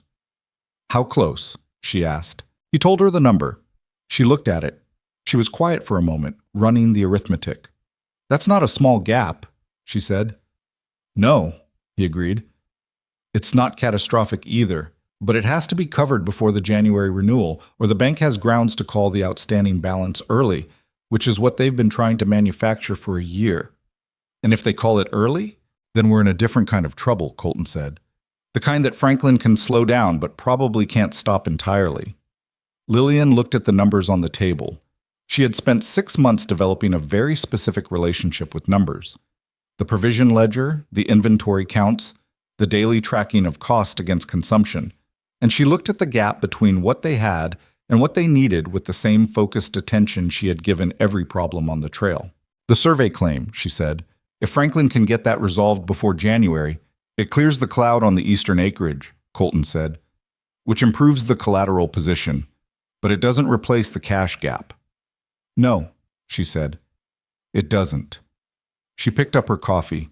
She looked at the window, where the September light was doing the particular golden thing it did in the afternoons, and she thought. Evelyn at the stove said nothing. She had the quality of a woman who understands that some conversations need to happen in the room without her adding to them while remaining entirely present. "There are people in this county who are not Marcus Aldrich," Lillian said. "People who've been watching what's been done to you and have had their own versions of it done to them, in smaller ways. August Pryor came to the fire." "He did." "Clara Baines came." "Yes." "The Hensley brothers." "Yes." "Those 3 people came," Lillian said, "when 12 others didn't, which means those 3 made a choice that the other 12 also had and didn't make. That means something." She looked at him. "It means they've been watching." Colton was quiet. "What are you thinking?" he asked. "I'm thinking that we've been approaching this as a problem of money," Lillian said, "which it partly is, but it's also a problem of isolation. Aldrich and the Whitmore family and whoever's behind the consortium, the reason they've been able to do this is because they've been able to do it to one man at a time. Nobody has pushed back because pushing back alone doesn't work." She set her cup down. "What if it wasn't one man?" The kitchen was quiet for a moment. "You want to talk to Pryor," Colton said. "I want to talk to Pryor, and Clara Baines, and the Hensley brothers, and anyone else in this county who has had the Aldrich Bank or the Whitmore family or that consortium put their thumb on them in the last 5 years." She looked at him steadily. "Because I'll wager there are more than 4. Colton Hayes looked at Lillian Hart across the kitchen table, and something shifted in his expression. Not surprise exactly, because he had stopped being surprised by her somewhere around the 2nd month she was on the trail, and he was sitting in the study at night doing accounts and finding himself wishing she was in the next room telling him something he'd gotten wrong. "You've been thinking about this for a while," he said. "Since somewhere around the Flat Rock Plateau," she said. "I had a lot of time to think on the drive." 6 months is a great deal of time." "Yes," she said, "it is." Something passed between them that was not about the money or the bank or the January deadline. It sat in the kitchen alongside all the practical things and occupied a different kind of space, and neither of them addressed it directly, because the morning after a person comes home from 6 months away is not the moment for all conversations, and they both understood that. "I'll send word to Pryor," Colton said. "What, August?" Pryor came on a Saturday. He sat in the Hayes kitchen, the same kitchen where Colton had laid out the situation to Franklin Cross nearly a year earlier, the same kitchen where Lillian had read the consortium's legal letter and named its strategy in 4 minutes. And he listened to what Lillian had to say with the same patient, unhurried attention he brought to everything. When she finished, he was quiet for a while. "You're not wrong about the pattern," he said. "The bank modified my terms 2 years ago, after I declined to support Aldrich's man in the county commissioner race. I didn't connect it at the time because I didn't have enough information. I connect it now." Did others have similar experiences? Lillian asked. I can think of 3 off the top of my head, Pryor said. Maybe more if I ask around. Small operations mostly. Not the size of this place. Enough that it hurt them, but not enough that they could afford to fight it. That's exactly why it works, Lillian said. It's sized to fit under the threshold where a person can justify the cost of fighting back. Just big enough to hurt, small enough that fighting costs more than absorbing it. Pryor looked at her. You've thought about this a good deal. I've had time, she said. He looked at Colton. Your young woman is sharper than most of the lawyers in this county. She's not? Colton started. Yes, Lillian said very evenly. He'd probably phrase that differently. She didn't look at Colton when she said it, which meant she was aware without looking of the expression on his face. What I'm proposing is this. If the people this consortium and this bank have been quietly squeezing for years were to pool their resources, not as charity, not as a loan, but as a documented mutual support arrangement with specific terms and repayment structure, the gap between where the Hayes Ranch stands now and where it needs to be in January could be covered. Pryor considered that. A lot of people in this county don't have much liquidity, he said. Small operations, tight margins. I know, she said. I'm not talking about large amounts from each person. I'm talking about many small amounts, documented properly, with a schedule. I'm also talking about something else. She looked at him steadily. I'm talking about those people standing up publicly and saying they've done it. Because the other thing this consortium has been counting on, besides the money, is that everyone they've been pushing around will keep quiet about it and absorb it individually. And they've been right. Until now, Pryor said. That's up to the people involved, Lillian said. I can't make that decision for anyone. I'm asking whether you think there are people who would make it. August Pryor sat with the question for a long moment. Clara Baines would, he said. She's been angry about the water rights situation on her southern boundary for 3 years. Hensley brothers, probably. I know 2 other families who've had the kind of banking pressure you're describing. He looked at Colton. You know this is going to make Aldrich and the Whitmore family very unhappy. They're already very unhappy, Colton said. They've been very unhappy for a year. I'm not sure their happiness is something I can afford to be concerned about. Pryor looked from Colton to Lillian and back again, and the expression on his face was the expression of a man who has lived long enough to recognize when something important is about to happen and is taking a moment to observe it clearly. All right, he said. I'll make some calls. Well, what happened in October was not dramatic. There were no speeches, no public declarations, no confrontations in the middle of Main Street in Dunmore. Lillian had learned enough about how power worked in a place like Hartwell County to understand that drama, in the visible sense, was something that could be turned against you. What she wanted was not drama. She wanted paperwork. She and Franklin Cross spent 3 evenings in the study working through the structure of the mutual support arrangement, what it would look like legally, how repayment terms could be set so that it was transparently a loan compact rather than anything Aldrich's bank could characterize as irregular, what documentation would be needed to make it stand up if it was challenged. Cross had the particular quality of a good lawyer who has been given a problem he finds genuinely interesting, and he brought to it an attention to detail that made Lillian's own thoroughness feel, by comparison, like a reasonable starting point rather than an extreme. You understand what you're doing here, he said to her on the 3rd evening. This isn't just covering a financial gap. This is building a documented record of a coordinated community response to what has been a coordinated institutional pressure campaign. If this is put together the way you're describing, it becomes something that a court could look at. Yes, she said. That's part of the point. He looked at her. Have you considered what Aldrich will do when he understands that? He'll be angry, she said. He may try to accelerate the bank's position, move before January rather than waiting. He can try, Lillian said, but acceleration requires grounds that don't currently exist, and you've already documented that. If he tries to manufacture grounds, then we have a very clear case, Cross said. Yes. He looked at his notes for a moment. You know, Miss Hart, when Colton Hayes retained me to handle the survey dispute, I anticipated a fairly standard property law matter. I did not anticipate, he gestured with some precision at the document spread across the study desk. All of this, Neither did I, she said honestly. How does a young woman who is managing a household in October of last year end up designing a legal and financial counter-strategy against the most powerful banking family in the county by the following October? Lillian thought about the Morrow River crossing, about Roy Cutter and the salt pork and the provision ledger, and the 6 months of problems that had to be solved now, without the luxury of waiting to see what happened. About Pete Sackett and the canvas ties and the particular education of being in a situation where you were not expected to succeed and succeeding anyway. She paid attention, Lillian said. She didn't have a great many other options. What? The direct confrontation when it came was Lillian's decision. Colton had not asked for it, and when she told him what she intended to do, his reaction was the reaction of a man trying to decide between two kinds of concern simultaneously, concern for the plan and concern for her, in a proportion that told her something she already knew, but found it useful to have confirmed. You want to go to Aldrich directly, he said. I want to go to Aldrich and to Gerald Whitmore, she said. Together, in the same room. I want to present them with what we have and what we're proposing and give them the opportunity to respond before this becomes a matter of public record.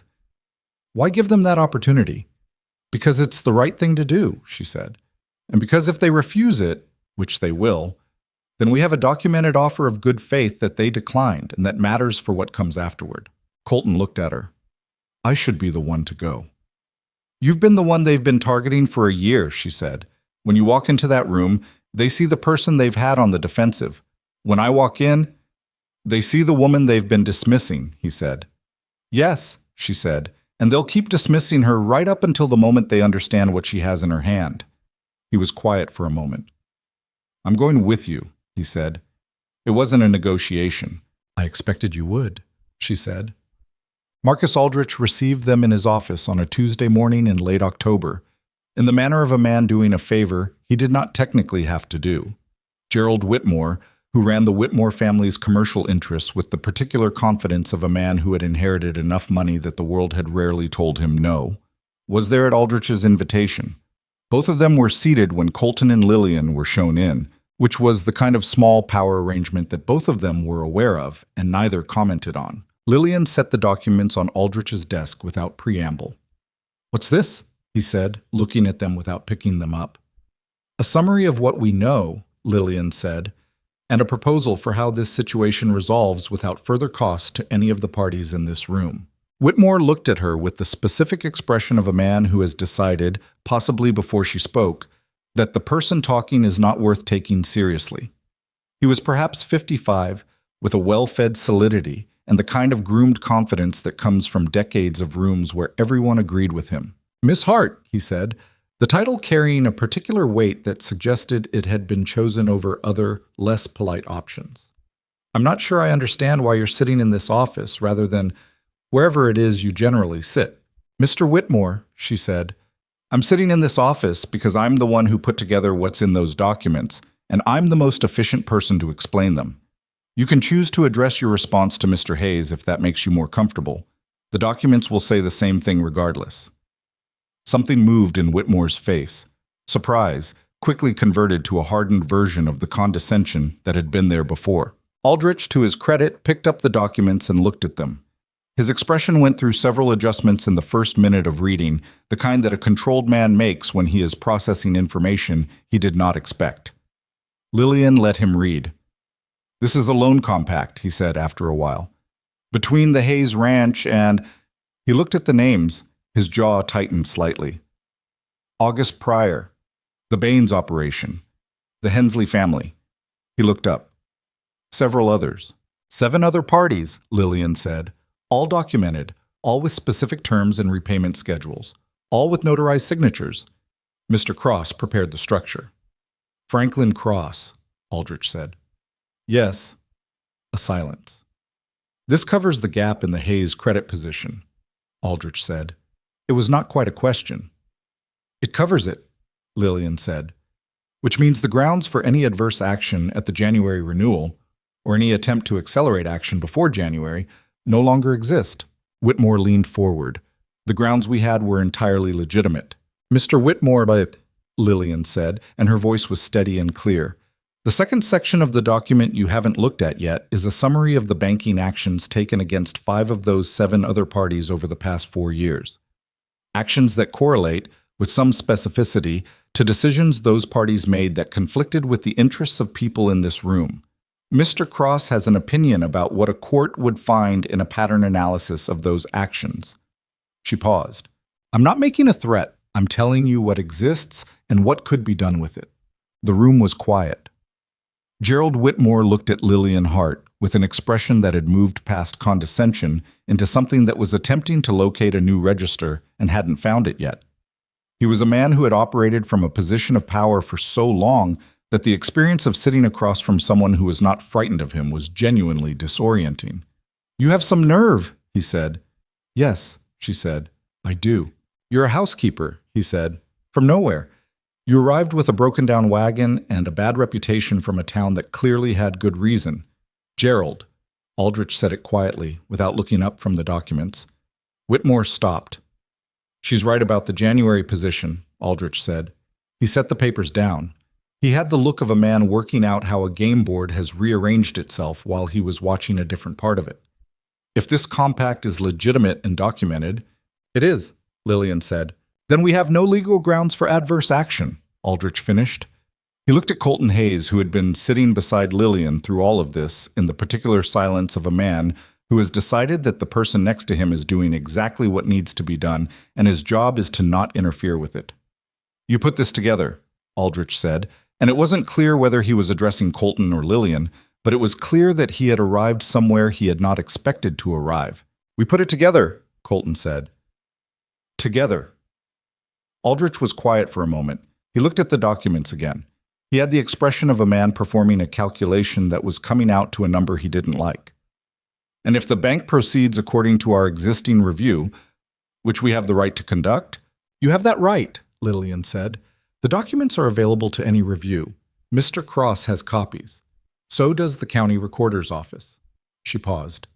As does the editor of the Hartwell Gazette, who has found the pattern analysis in Section 2 of that document sufficiently interesting that he's held a page in next week's edition pending the outcome of this conversation. The silence in Marcus Aldrich's office had a different quality now. It was the silence of a room where something has shifted and everyone present is aware of it, and nobody quite wants to be the first to acknowledge the new shape of things. Gerald Whitmore looked at Lillian Hart with an expression she did not mistake for anything other than what it was. The specific, undisguised anger of a man who has been beaten at something he considered himself very good at, by someone he had decided in advance was not worth considering. He didn't say anything. That, she thought, was probably the most honest thing he had done in the entire interaction. I think we're finished here, Aldrich said. His voice was controlled. A man of his type did not have many gears, but he had that one. The flat, final register of someone closing a meeting that has not gone the way he intended. We'll proceed with the standard January renewal review. You'll receive the standard notification. Standard terms, Colton said. A pause. Standard terms, Aldrich said. They walked out of the Hartwell Savings and Loan into the October air. The main street of Dunmore was doing its ordinary midday business around them. Horses at posts, wagons on the road, people moving in and out of the feed store and the post office and the general merchandise. The Whitmore name was above the door of the largest storefront on the block. The Aldrich Bank occupied the corner position on the other end. Colton Hayes stopped walking. Lillian stopped beside him. Standard terms, he said. Standard terms, she said. He looked at her. He had the expression of a man who is attempting to organize a large number of thoughts that are not arranging themselves into the orderly sequence he usually preferred. Lillian, he said. I know, she said. I'm not sure you know what I was about to say. You were about to say something you've been not saying since sometime in the winter, she said.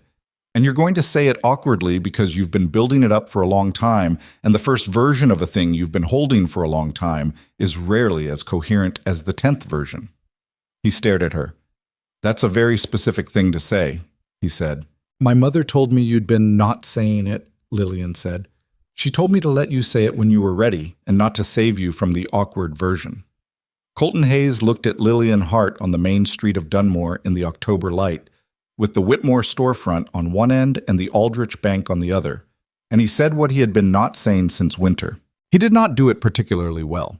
He used more words than were strictly necessary, circled back to a previous point, and at one juncture said, "What I mean is," twice without finishing the sentence the second time. But the thing itself, the actual content of what he was saying, was clear and true, and had been clear and true for long enough that the awkwardness of the delivery didn't diminish it. Lillian Hart listened to all of it. When he finished, she said, "I came back." "I know," he said. "I didn't have to. There were other places the drive money could have taken me." She looked at him steadily. "I came back because this ranch is where I want to be. And because you are—" She paused, and for once the pause was hers, not his. "Because you are the most honest person I have found in a long time of being surrounded by people who were the opposite of honest. And I am very tired of dishonest people." He looked at her for a moment. "That's the least romantic thing anyone has ever said to me," he said. "It's the truest thing," she said. Something in his face broke into the expression she had seen only once or twice before. The full version of the thing that usually stopped short of completing itself. It was, she thought, a good face when it did that. "All right," he said. "All right," she said.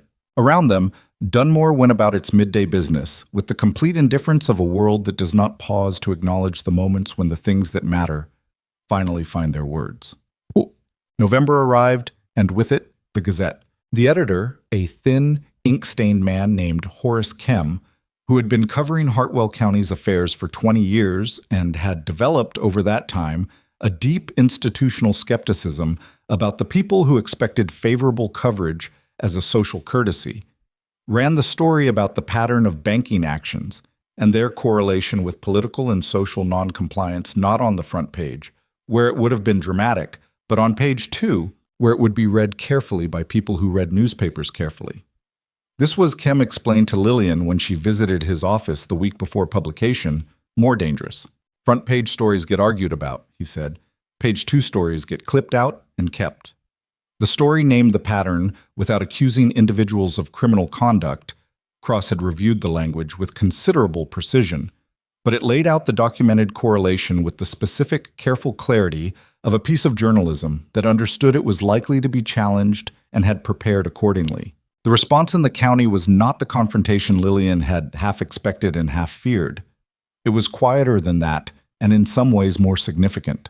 People talked, in the particular way of a community that has been aware of something it didn't have language for, and has now been given language, and is working out what to do with it. The families mentioned in the document, the ones who had been on the receiving end of the pressure campaign over the years, found themselves in the unusual position of being visible as a group rather than isolated as individuals. Some of them were uncomfortable with that visibility. Most of them, when Lillian encountered them in the following weeks, had a quality she hadn't seen in them before, a slight, tentative straightening. Clara Baines said it most directly, as was her habit. She came to the ranch on a Thursday afternoon and sat in the kitchen that Evelyn had organized and Lillian had come back to, and she put both hands around a coffee cup and said, "I didn't realize how heavy it was until someone helped me put it down." Evelyn, at the stove, said nothing, but the set of her shoulders was the particular set of a woman who has heard something true. The formal notice from the Hartwell Savings and Loan arrived in the first week of December, as promised. Standard terms for the January renewal. No modifications, no conditions beyond those that had existed before the year of pressure. The signature at the bottom was Marcus Aldrich's, written in the controlled, precise hand of a man who has concluded that a situation costs more to continue than to withdraw from. Colton Hayes read the letter twice. He handed it to Lillian. She read it once. "Standard terms," she said. "Standard terms," he said. She set the letter on the table. She looked at it for a moment. "We still have the survey dispute," she said. "Franklin says maybe another month." "He's been saying another month since September," Colton said. "He was also right about the consortium's position showing strain," she said. "Which it did." She picked up the letter and put it in the file with the other documents. The compact, the Gazette clipping, Cross's counterfilings, the January modification from the previous year that now sat in the same folder as its own reversal. A year's worth of paper that told the story of a thing that had been tried and had not worked. Colton watched her file the documents with the systematic efficiency she brought to everything that needed organizing, and he thought, not for the first time, that there was no version of the past year that he would trade, including the hard parts, because the hard parts were what had brought her back through his front gate on a September afternoon, looking like someone who had been somewhere and returned as more of herself than she'd left as. "Lillian," he said. She looked up from the files. "Stay," he said. "Not as household staff, not as the woman who happened to be here when things went wrong." He met her eyes. "Stay as what you are." She looked at him for a moment. Something moved in her expression. Not surprise, but the particular warmth of a thing that has been hoped for and has arrived. "What am I?" she asked. "The person this place doesn't work without," he said. He paused. "The person I don't work without." He paused again. "I'm aware that's still not the most—" "It's enough," she said. "It's more than enough."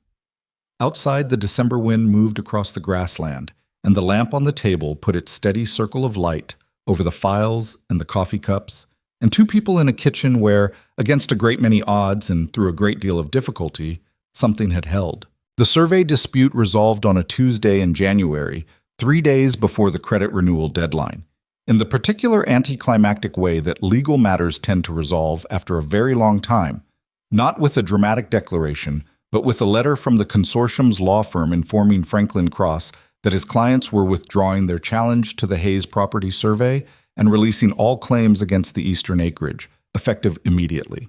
Franklin Cross brought the letter to the ranch in person, which was not his usual practice, and which told Colton and Lillian before he said a word that the news was what they had been waiting for. He sat at the kitchen table and set the letter down and said, "It's done." Lillian read it. She handed it to Colton. He read it and set it on the table beside the December letter from Aldrich's bank, and the two documents sat together on the kitchen table like a pair of bookends around the worst year the Hayes Ranch had been through. "What made them drop it?" Colton asked. "Several things," Cross said. He accepted the coffee Evelyn set in front of him and wrapped both hands around it in the way of a man who had driven a cold road in January. The pattern analysis in the Gazette made certain aspects of the consortium's composition more visible than they had intended. Two of the parties behind the consortium have their own banking relationships that they preferred not to have examined too closely. And the fabricated survey argument was, in the end, not good enough to survive the documentation I had assembled. He paused. "Also, I believe they concluded that continuing to fight a battle they had already effectively lost in every practical sense was costing them more in time and money than the eastern acreage was ever going to be worth to them." "They wanted the land?" Lillian asked. "They wanted him to lose it," Cross said, with the flat precision of a man naming a thing that deserves to be named plainly. The land itself was secondary. The purpose was to manufacture enough financial pressure that the ranch became insolvent. The land was how they intended to recover something from the wreckage. He looked at Colton. They were not primarily motivated by profit. They were motivated by the particular desire of certain kinds of men to see an independent person brought low. The kitchen was quiet for a moment. Evelyn Hart, who had been standing at the far end of the kitchen counter through this conversation with the stillness of a woman who has been waiting a long time for a piece of information and is now receiving it and processing it privately, set down the dish she had been drying. "Well," she said, "they didn't manage it." "No," Cross agreed, "they did not." He finished his coffee, collected his copy of the withdrawal letter, and left with the unhurried efficiency of a man who had several other matters waiting and was satisfied with how this one had concluded. Colton walked him to his horse. Lillian stayed in the kitchen. She looked at the two letters on the table for a long moment. The bank's standard renewal terms, the consortium's withdrawal. A year compressed into 2 pieces of paper. She thought about the wagon rolling up the road in summer heat, the flour sacks in the wrong order, the night Colton had sat across from her and listened to the Milford story without flinching, the Morrow River crossing, and the 4 seconds when the outcome was genuinely uncertain, the moment on the main street of Dunmore when he had said what he had been not saying and done it badly, and it had been exactly right. She picked up both letters and put them in the file. Then she started making lunch, because it was noon and there was work to do. Colton proposed properly in February. This fact requires some context because the word properly is doing a great deal of work in that sentence. It was not a production. Colton Hayes was not a man who did productions. There was no elaborate arrangement, no planned moment, no audience. What there was, specifically, was a late afternoon in the study where he had asked Lillian to look at a set of spring contracts he was preparing, and she had been going through them with the annotating pencil. She had developed a habit of keeping behind her ear since her return from the drive, making small, precise notes in the margins, and he had been watching her do this for approximately 10 minutes while contributing nothing to the contract review, and he had said, "I want to marry you." She looked up from the contracts. "I know," she said. He looked at her. "That's the entirety of your response?" "What would you like me to say?" "Something more than I know," he said. Lillian Hart set the annotating pencil down on the contract page and looked at Colton Hayes with the steady, direct attention she brought to things that mattered to her. "Yes," she said. "Obviously, yes. I came back from 6 months on a cattle trail for you. I reorganized your legal strategy and went into a room with Marcus Aldrich and Gerald Whitmore and put documents on a desk for you. I have been here, Colton, in every sense of the word. What did you think the answer was going to be?" He was quiet for a moment. "I thought it might be yes," he admitted. "It's yes," she said. She picked up the pencil. "The third contract has a clause in Section 4 that you want Franklin to look at before you sign it." He looked at the contract. He looked at her. "All right," he said. It was not romantic.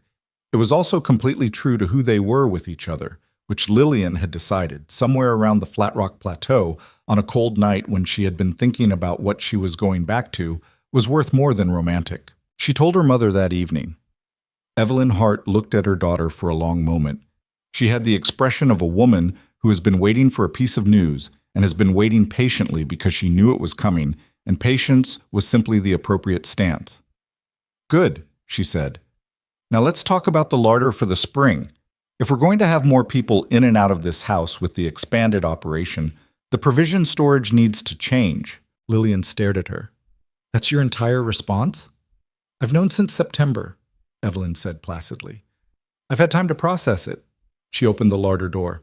"Come look at this flower situation."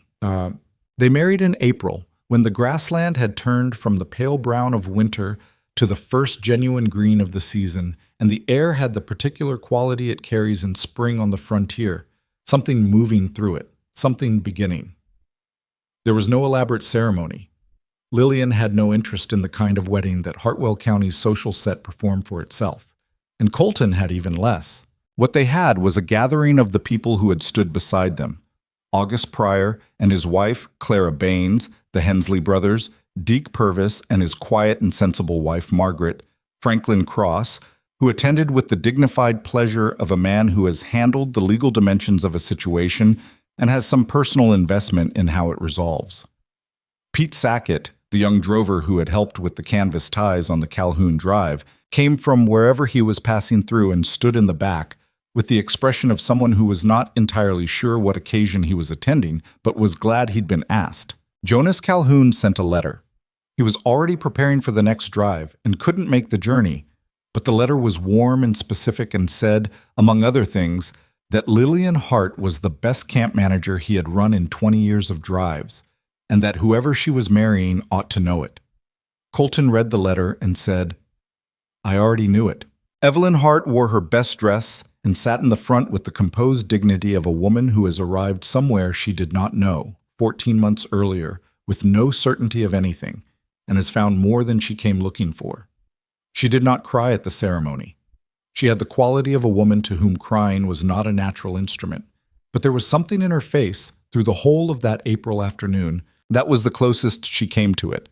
A particular brightness that was not sadness and was not quite ordinary happiness either, but something older and more complete than both. The ceremony itself was brief and direct, conducted by the county justice of the peace, a practical man named Hollis, who had a reputation for performing marriages efficiently and without unnecessary elaboration, which was exactly what both Colton and Lillian wanted.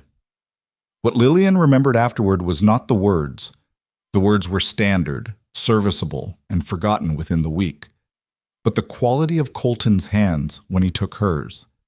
He was a man who used his hands for work, and they felt like it, and there was something in the steadiness of his grip that communicated more than any words the justice read out what he intended.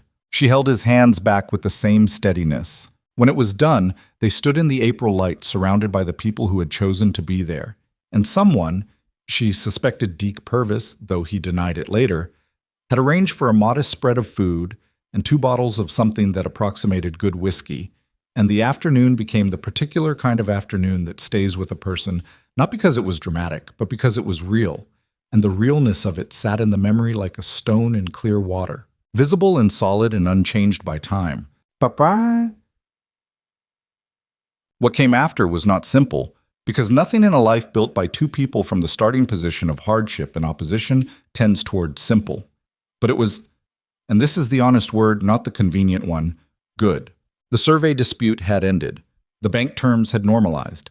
The consortium had dissolved quietly, the way arrangements built for specifically bad purposes tend to dissolve when the purpose fails.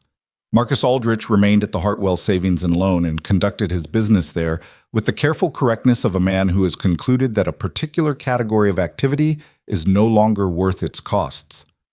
Gerald Whitmore continued to run the family's commercial interests. Neither of them became allies. Neither of them again became active enemies.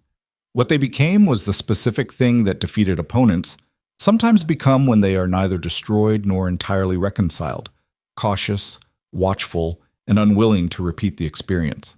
Hartwell County noticed, not all at once, and not with any kind of declaration.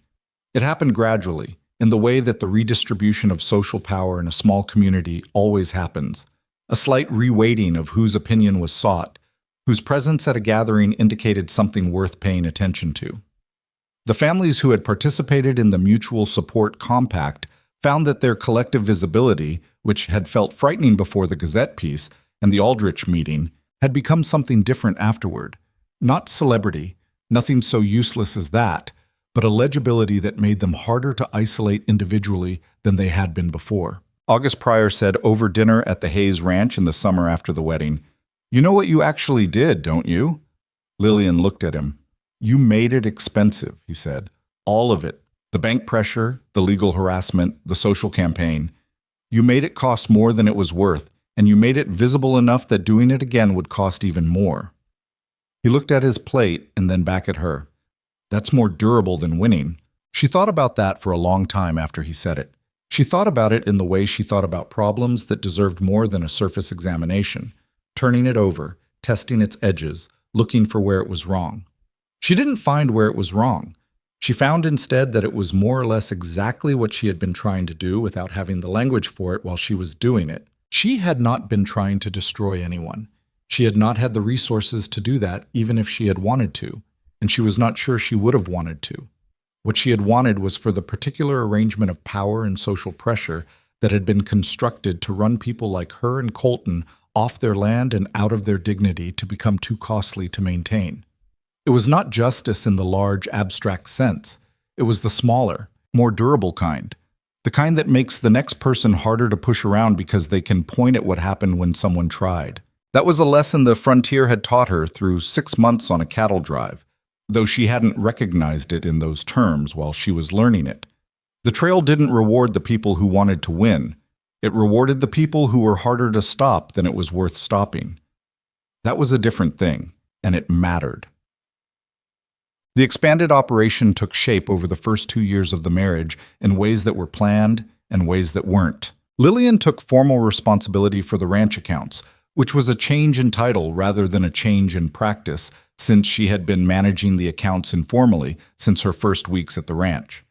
She also took on the coordination of the supply contracts, a natural extension of what she had learned on the Calhoun Drive. The logistics of moving goods across distance and managing the relationship between cost, timing, and quality with the systematic efficiency that had kept the supply wagon running for 6 months through hard country. Colton expanded the cattle operation northward into territory that became available as smaller operations folded or relocated, and the Hayes Ranch acreage grew by nearly a third over 3 years. They disagreed regularly. This is worth saying plainly because the version of this story that flattens into something frictionless would be a story about different people. Colton was accustomed to making decisions alone and found the habit hard to break even when he intended to break it.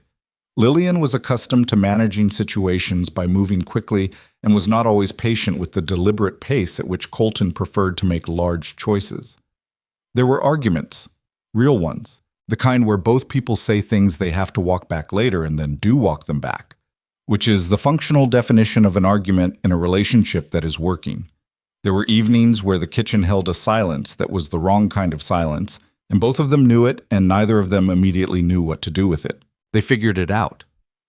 That is also worth saying plainly, because the figuring out was the thing that mattered, not the absence of the difficulty. Deke Purvis, who observed all of this with the wry, settled attention of a man who has worked alongside another man long enough to have genuine investment in how that man's life goes, said to Colton once, after a particular argument had been resolved. "She's not going to let you get away with things." "No," Colton agreed. "Good," Deke said. "You were getting away with too much." Colton looked at him. "She told me to tell you that," Deke said, completely without shame. Evelyn Hart lived at the ranch until her joints made the winters too difficult, and then she moved to a smaller house in Dunmore where Clara Baines checked on her regularly in the Ladies' Aid Society, whose composition had shifted somewhat in the years since its campaign of exclusion, eventually, and without ceremony, included her in its charitable work roster. She managed the move with the same dry pragmatism she brought to everything, told Lillian that the larder in the Dunmore house was organized correctly from the start, because she had done it herself and was available every Sunday afternoon for dinner at the ranch, which she attended with the pleased composure of a woman who has earned the right to be pleased. She lived long enough to hold Lillian and Colton's first child, a boy born in the third year of the marriage who arrived, as first children tend to, with a complete indifference to anyone's plans about timing and a set of lungs that Deke Purvis described as the loudest thing that has happened on this ranch, including the fire. She held the child in the kitchen, in the chair by the window where she had sat through the first winter when everything was uncertain and the lamp had been burning, and Colton was on the porch longer than he needed to be, and her face had the expression of a woman looking at something she had not let herself hope for during the worst of things, and now did not need to name in order to know its value. Lillian watched her mother with the child and thought about the wagon. She thought about the afternoon they had rolled up to the gate with the left rear wheel listing and no certainty of anything beyond the fact that stopping was not an option. She thought about what her mother had carried through those years, not just the physical difficulty, but the specific weight of watching her daughter be reduced by people who had decided, for their own convenience, what Lillian Hart was and what she deserved. Evelyn had never said much about that. She had managed it the way she managed everything, by continuing and by doing the next necessary thing, and by trusting that continuing had a value even when the evidence was not immediately available. The wagon was in the south barn, still functional, no longer in regular use but kept, because Lillian had quietly declined to sell it or break it for parts. Colton had noticed but not asked. Some things a person keeps without needing to explain it. The Hartwell Gazette ran a piece on the Hayes Ranch in the 5th year. Horace Kem wrote it himself, which meant it was specific and honest and did not contain the kind of flattering softness that turns a real story into a legend before the people involved are finished living it. He described the operation in practical terms: the acreage, the cattle numbers, the expanded supply contracts, the employment of 11 full-time ranch hands, and a rotating seasonal crew. He described the Mutual Support Compact and its legacy, which by then had evolved into an informal network among several county families that functioned not as a formal institution, but as the kind of persistent mutual awareness that makes isolated pressure campaigns more difficult to execute and more difficult to sustain. He wrote one paragraph about Lillian Hayes that she read 3 times in the kitchen on a September morning, alone, with her coffee. He wrote that she had arrived in Hartwell County as a stranger, that she had been treated with the specific hostility that small communities reserve for people who don't fit their existing categories, and that she had responded to that hostility not by leaving and not by submitting, but by building something that outlasted it. He did not call her extraordinary. He called her practical and stubborn, and possessed of the particular quality that he described as the refusal to accept other people's definitions of her situation as more authoritative than her own. Lillian set the paper down. She looked out the kitchen window at the south pasture, which was the bright, saturated green of a September that had followed a good rain, and the cattle in the far distance were small dark shapes against it, and the fence line that had been rebuilt after the fire was straight and solid and showed no sign of what it had replaced. She thought about a thing that had been sitting with her for years, not as a lesson she had decided to learn, but as something she had arrived at through the specific experience of living through what she had lived through.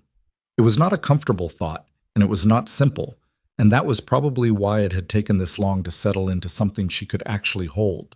The people who had tried to break her and Colton had not been monsters. That was the uncomfortable part.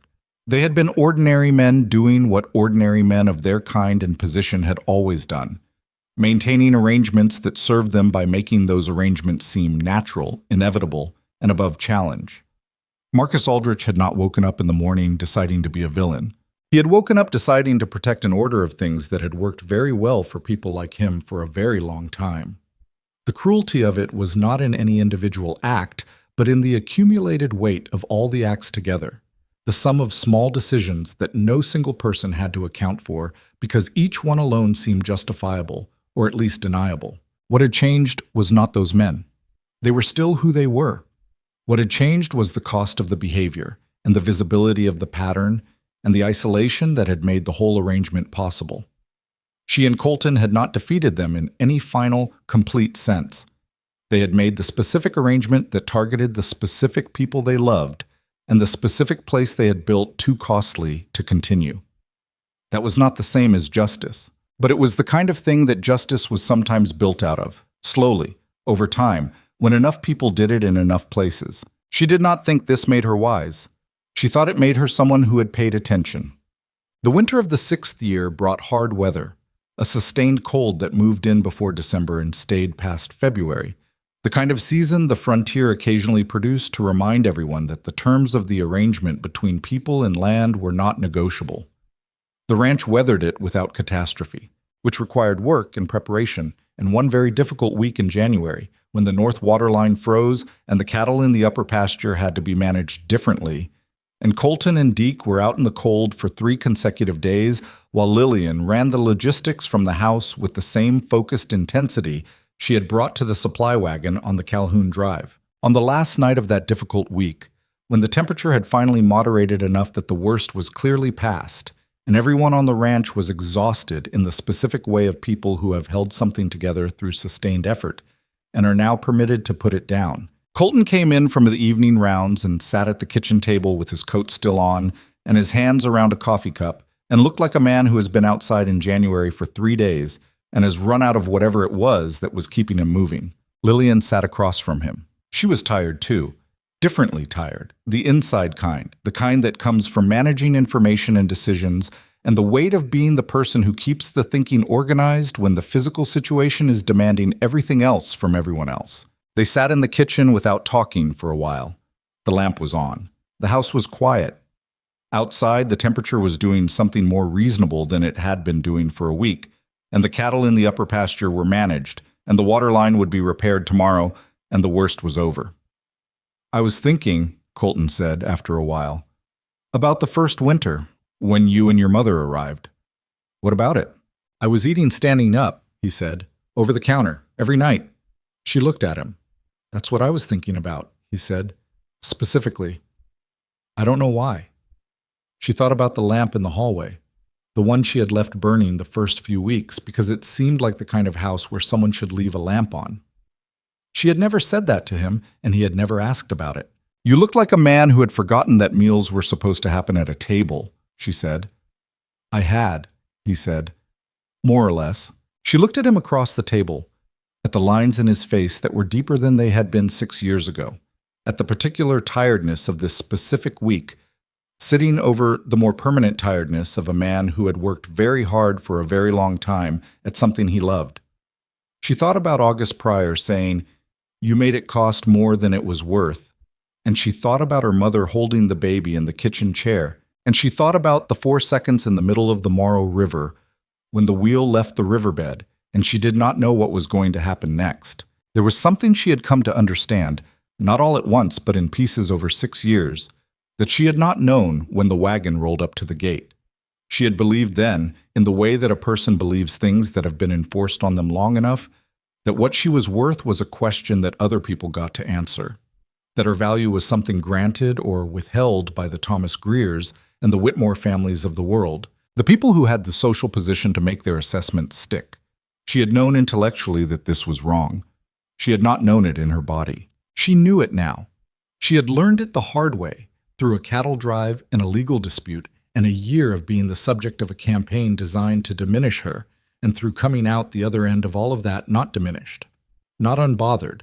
She was not someone who had simply stopped caring what people thought, but she had arrived at the specific knowledge that what she was did not require external confirmation to be true. She had built something. She had held something together. She had gone into a room with Marcus Aldrich and Gerald Whitmore and put documents on a desk without shaking, and she had walked out of that room on the other side of something. No one had given her that.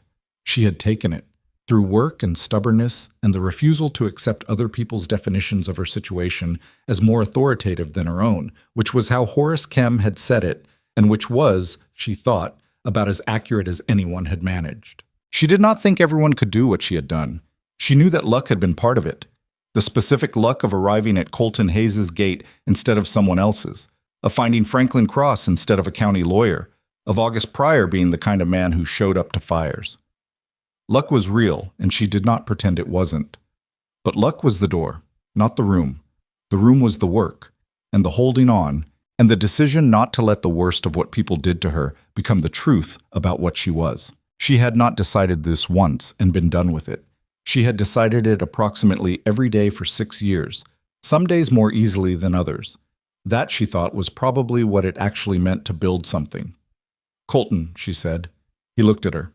"Go to bed," she said. "The water line will be there tomorrow." He looked at her for a moment with the expression that she had catalogued carefully over 6 years, the full version, the one that showed through when he was too tired to keep it managed. It was still the best thing she knew. "You should sleep too," he said. "I will," she said. "In a minute."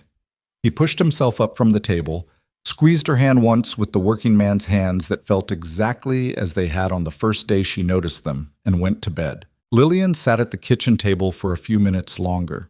She looked at the lamp, at the window where the darkness outside had the particular quality of a cold that had decided to moderate, at the kitchen that she had organized and maintained and made into the center of a house that was now, unambiguously, irrevocably, after all of it, hers. She thought about the flour sacks. The first thing she had ever said to Colton Hayes, not hello, not please, not anything that acknowledged the enormous uncertainty of that summer afternoon, but the labels on those flour sacks. 3 different purchase dates. The oldest one is behind the newest. She had been right. That was still true.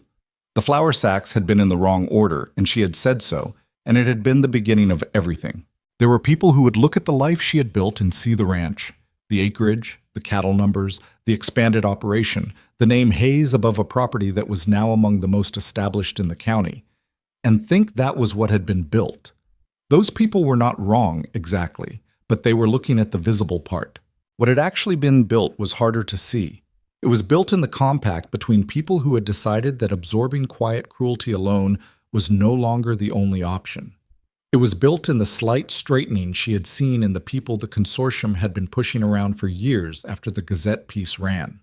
It was built in the fact that Pete Sackett, somewhere south of the county, had probably helped someone else with a canvas tie without being asked. Because a person you've watched work hard and hold their ground teaches you something about what holding your ground looks like.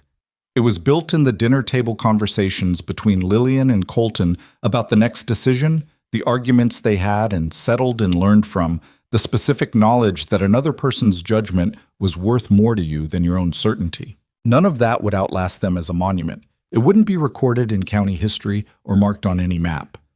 It was the kind of legacy that lives in how people treat the next person they meet, who arrives in a worn wagon with a listing wheel and nothing to recommend them but the quality of their attention and the willingness to say what they see. The flour sacks are in the wrong order. That was enough. It had always been enough. She turned down the lamp and went to bed, and the Hayes Ranch settled into the quiet of a winter night that was, for the first time in a week, simply cold rather than dangerous. And the land outside lay under the dark, in the patient way of land that has been many things and is not finished yet.